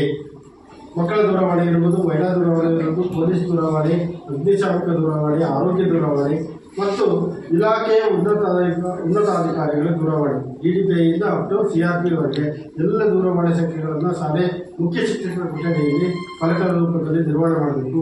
ಏನಾದರೂ ಸಭೆಗಳಾದಾಗ ಅಥವಾ ಪೋಷಕರಿಗೆ ಅಗತ್ಯವಾದಾಗ ಅದನ್ನು ತುರ್ತಾಗಿ ಸಂಪರ್ಕ ಮಾಡಲಿಕ್ಕೆ ಅನುಕೂಲಕರ ಆಗ್ತದೆ. ಅದೊಂದು ನಿಯಮ. ಅದರ ಪ್ರಕಾರ ಇಲ್ಲಿ ನಿರ್ವಹಣೆ ಮಾಡಿದ್ದಾರೆ. ವಿಶೇಷ ಅಗತ್ಯಗಳ ಮಕ್ಕಳೊಂದಿಗೆ ಸಮನ್ವಯವನ್ನು ಸಲ್ಲಿಸಿ ಮಕ್ಕಳಿಗೆ ಮತ್ತು ಶಿಕ್ಷಕರಿಗೆ ಸಂವೇದನಾಶೀಲತೆಗಾಗಿ ಜಾಗೃತಿ ಕಾರ್ಯಕ್ರಮಗಳನ್ನು ಹಮ್ಮಿಕೊಳ್ಳಲಾಗಿದೆ. ಆ ರೀತಿ ಕಾರ್ಯಕ್ರಮಗಳನ್ನು ಮಾಡ್ತೀವಿ ಅಂತಕ್ಕಂಥದ್ದು ಹೇಳಿದರು. ಕನಿಷ್ಠ ಒಬ್ಬ ಶಿಕ್ಷಕರು ವೃತ್ತಿಪರ ಮಾರ್ಗದರ್ಶನ ಮತ್ತು ಸಮಾಲೋಚನೆ ಕೌಶಲ್ಯಗಳನ್ನು ತರಬೇತಿಯನ್ನು ಪಡೆದಿದ್ದಾರೆ. ಮಕ್ಕಳಿಗೆ ಸಮಗ್ರ ಶಿಕ್ಷಣ ನೀಡಲಿಕ್ಕೆ ವೃತ್ತಿಪರ ಮಾರ್ಗದರ್ಶನ, ವೃತ್ತಿಗೆ ಸಂಬಂಧಪಟ್ಟಿರ್ತಕ್ಕಂಥದ್ದು, ಅದಕ್ಕೆ ಸಂಬಂಧಪಟ್ಟಿರ್ತಕ್ಕಂಥ ಮಾರ್ಗದರ್ಶನವನ್ನು ಮಾಡ್ತಕ್ಕಂಥ, ಆಮೇಲೆ ಸಮಾಲೋಚನೆ ಕೌಶಲ್ಯ. ಏನಾದರೂ ಮಗು ಮಾನಸಿಕವಾಗಿ ಖಿನ್ನತೆಗೆ ಒಳಗಾದಾಗ ಬೇರೆ ಸಂದರ್ಭಗಳಲ್ಲಿ ಆ ಮಗುವಿನ ಮನವೊಲಿಸಿ ಸಹಜ ಸ್ಥಿತಿಗೆ ತರ್ತಕ್ಕಂಥ ಒಂದು ತರಬೇತಿಯನ್ನು ಇಲಾಖೆ ಕೊಡ್ತದೆ. ಆ ರೀತಿಯಾಗಿರ್ತಕ್ಕಂಥ ತರಬೇತಿಯನ್ನು ಒಂದು ಶಾಲೆಯಲ್ಲಿ ಒಬ್ಬ ಶಿಕ್ಷಕರು ಪಡ್ಕೊಳ್ಬೇಕಾಗ್ತದೆ. ನೀವು ಒಬ್ಬ ಶಿಕ್ಷಕರು ಆ ರೀತಿಯಾಗಿರ್ತಕ್ಕಂಥ ತರಬೇತಿಯನ್ನು ಪಡ್ಕೊಂಡಿದ್ದೀವಿ ಅಂತಕ್ಕಂಥ ಅಭಿಪ್ರಾಯವನ್ನು ತಿಳಿಸಿದರು. ಶಾಲೆಯಲ್ಲಿ ಉತ್ತಮ ರೂಢಿಗಳಿದ್ದರೂ ನಮೂದಿಸುವುದು, ಪ್ರತಿಭಾ ಚಟುವಟಿಕೆಗಳು, ರಸಪ್ರಶ್ನೆ ಚಟುವಟಿಕೆಗಳು, ಸಂವಿಧಾನ ಪೀಠಿಕೆ ವಾಚನ, ಯೋಗ, ಧ್ಯಾನ, ವಿಜ್ಞಾನದ ಪ್ರಾಯೋಗಿಕ ಚಟುವಟಿಕೆಗಳು, ಚರ್ಚಾ ಸ್ಪರ್ಧೆಗಳು, ಹೀಗೆ ಅನೇಕ ರೀತಿಯಾಗಿರ್ತಕ್ಕಂಥ ಚಟುವಟಿಕೆಗಳನ್ನು ಮಕ್ಕಳಿಗೆ ನೀಡಿ ಉತ್ತಮವಾಗಿರ್ತಕ್ಕಂಥ ಗುಣಮಟ್ಟದ ಕಲಿಕಾ ವಾತಾವರಣವನ್ನು ಇಲ್ಲಿ ನಿರ್ಮಿಸಿದ್ದೇವೆ ಅಂತಕ್ಕಂಥ ಅಭಿಪ್ರಾಯ ಶಿಕ್ಷಕರಿಂದ, ಪೋಷಕರಿಂದ ಮತ್ತು ಮಕ್ಕಳಿಂದ ಬಂತು. ಹೀಗೆ 134 ಯೋಜನೆಗೆ ಸಂಬಂಧಪಟ್ಟಿರ್ತಕ್ಕಂಥ 134 ಅಂಶಗಳನ್ನು ಒಳಗೊಂಡಿರ್ತಕ್ಕಂಥ ಎಲ್ಲ ಅಂಶಗಳನ್ನು ಸರ್ಕಾರ ಸಾಮಾಜಿಕ ಪರಿಶೋಧನೆಗೆ ಹೊರಪಡಿಸಿದೆ. ಅದರಂತೆ ನಾವು ಸಾಮಾಜಿಕ ಪರಿಶೋಧನೆಯನ್ನು ನಡೆಸಿದ್ದೇವೆ.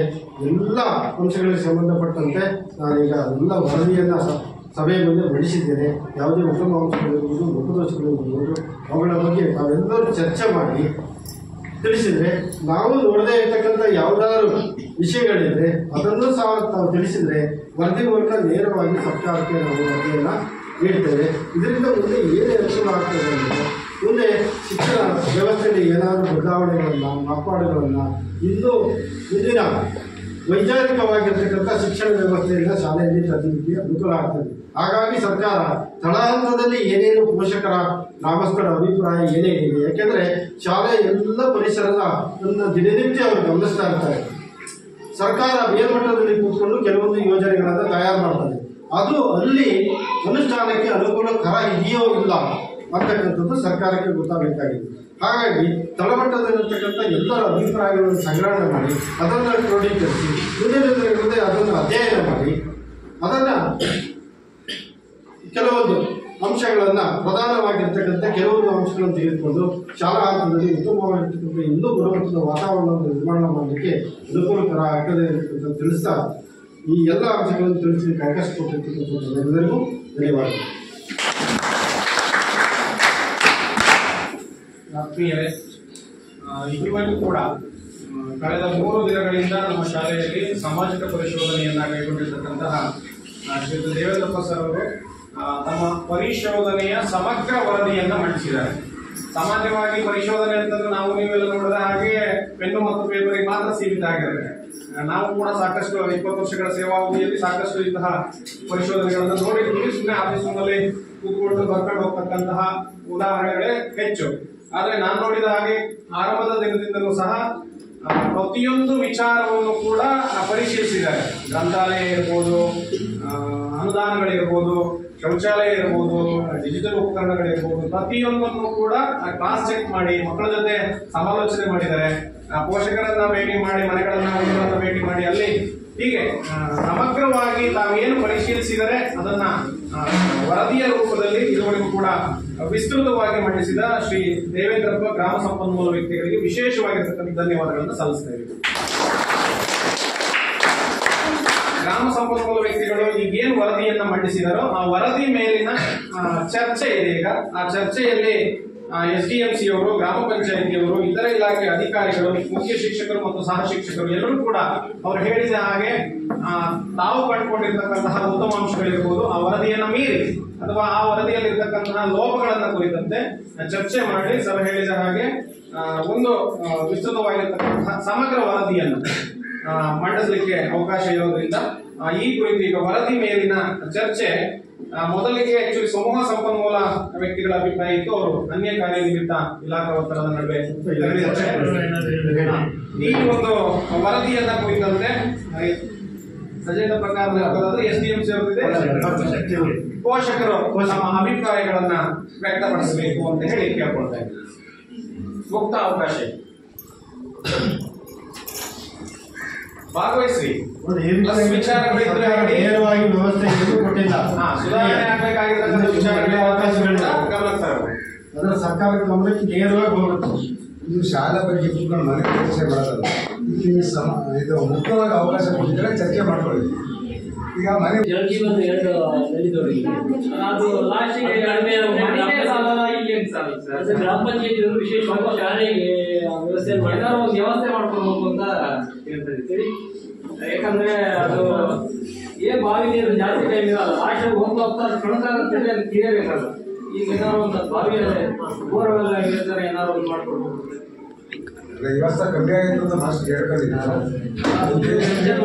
ಆದಷ್ಟು ಕೊಟ್ಟಿದ್ದೀನಿ. ಆಮೇಲೆ ನಮ್ದು ಶಾಲೆ ಫೀಲ್ಡ್ ಭಾರಿ ಚೆಂದ ಆಗ್ತದೆ. ಆಡಿ ಥ್ರೋಬಾಲ್ ಆಡ್ಬೋದು, ಇದಾಡ್ಬೋದು. ಶಾಲೆ ಫೀಲ್ಡ್ ಭಾರಿ ಚೆಂದ ಆಗಿದೆ. ಒಂಚೂರು ಶಾಲೆ ಫೀಲ್ಡ್ ಒಂಚೂರು ದೊಡ್ಡ ಬೇಕು ಅಂತ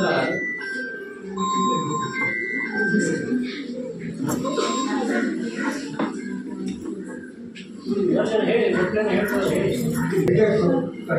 ಅದೇ ಹಂಚು ಅದೇ ಇದು ಅಲ್ಲ ಸರ್, ನಾವು ಓದ್ಬೇಕು ಇದೇ ಕೊಠಡಿ, ಈ ಮಕ್ಕಳು ಓದ್ಬೇಕು ಇದೇ ಕೊಠಡಿ. ಏನಾದ್ರು ಬೇರೆ ಅದೇ ಹಂಚು ಅದೇ ಇದು ನೀರು ಸ್ವಲ್ಪ ನಾವು ಓದ್ಬೇಕು ಇದೇ ಕೊಠಡಿ.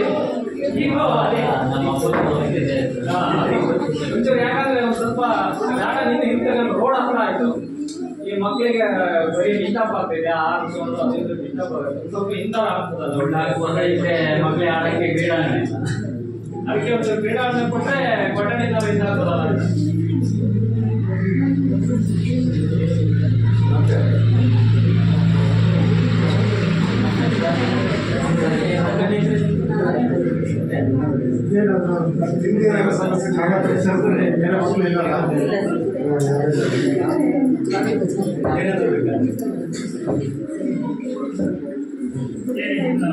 ಮಾತಾಡ್ತಿದ್ದಾರೆ ಏನಿದೆ ಮಕ್ಕಳೇನಾದ್ರು ಹೇಳೋದಿದ್ಯಾ? ಇದು ಹೇಳಿ ಪಾಠ ಹೇಳುವಾಗ ಮಾಸ್ಟರ್ ಫೋನ್ ನೋಡಿದ್ವಿ, ಪಾಠ ಹೇಳಿದ್ವಿ ಹೇಳ್ಬೋದು ಸರ್. ಪಾಠ ಕಲಿಸ್ತಾ ಇದ್ದಾರೆ, ಪಾಠ ಕಲಿಸುವಾಗ ಮುಖ್ಯವಾಗಿ ಮಾತಾಡೋಕೆ ಅವಕಾಶ ಇದೆ ನಿಮಗೆ. ಶುಚಿ ಇರ್ಬೋದು, ಎಲ್ಲದರ ಬಗ್ಗೆ ಹೇಳ್ಬೋದು. ಅಲ್ಲ ಈಗ ನಾವು ಸರಿಯಾಗಿ ಕಂಪ್ಲೇಂಟ್ಸ್ ಹೇಳೋದಿಲ್ಲ, ಚೆನ್ನಾಗಿರೋದು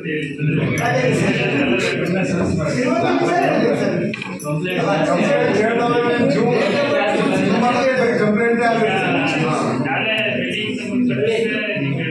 ಬಿಲ್ಡಿಂಗ್ ಹೊಸ ಬಿಲ್ಡಿಂಗ್ ಆಗಿದ್ರೆ ಸೋರಿಕೆ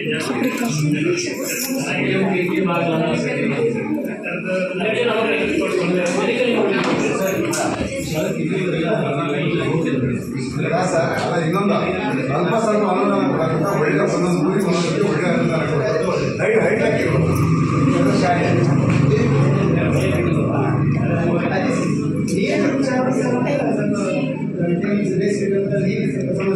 ಈಗ ನೀರಿನ ಸಮಸ್ಯೆ ಅಂತ ನಾವು ಬಗೆಹರಿಸ್ತೀವಿ. ಅಲ್ಲ ಇನ್ನೊಂದು ಕೊಟ್ಟರೆ ಕೊಡ್ಲಿ ಸರ್, ಒಂದು ಬರೀ ಶಾಲೆಗೆ ಒಂದು ಕೊಡ್ಬಿಡಿ.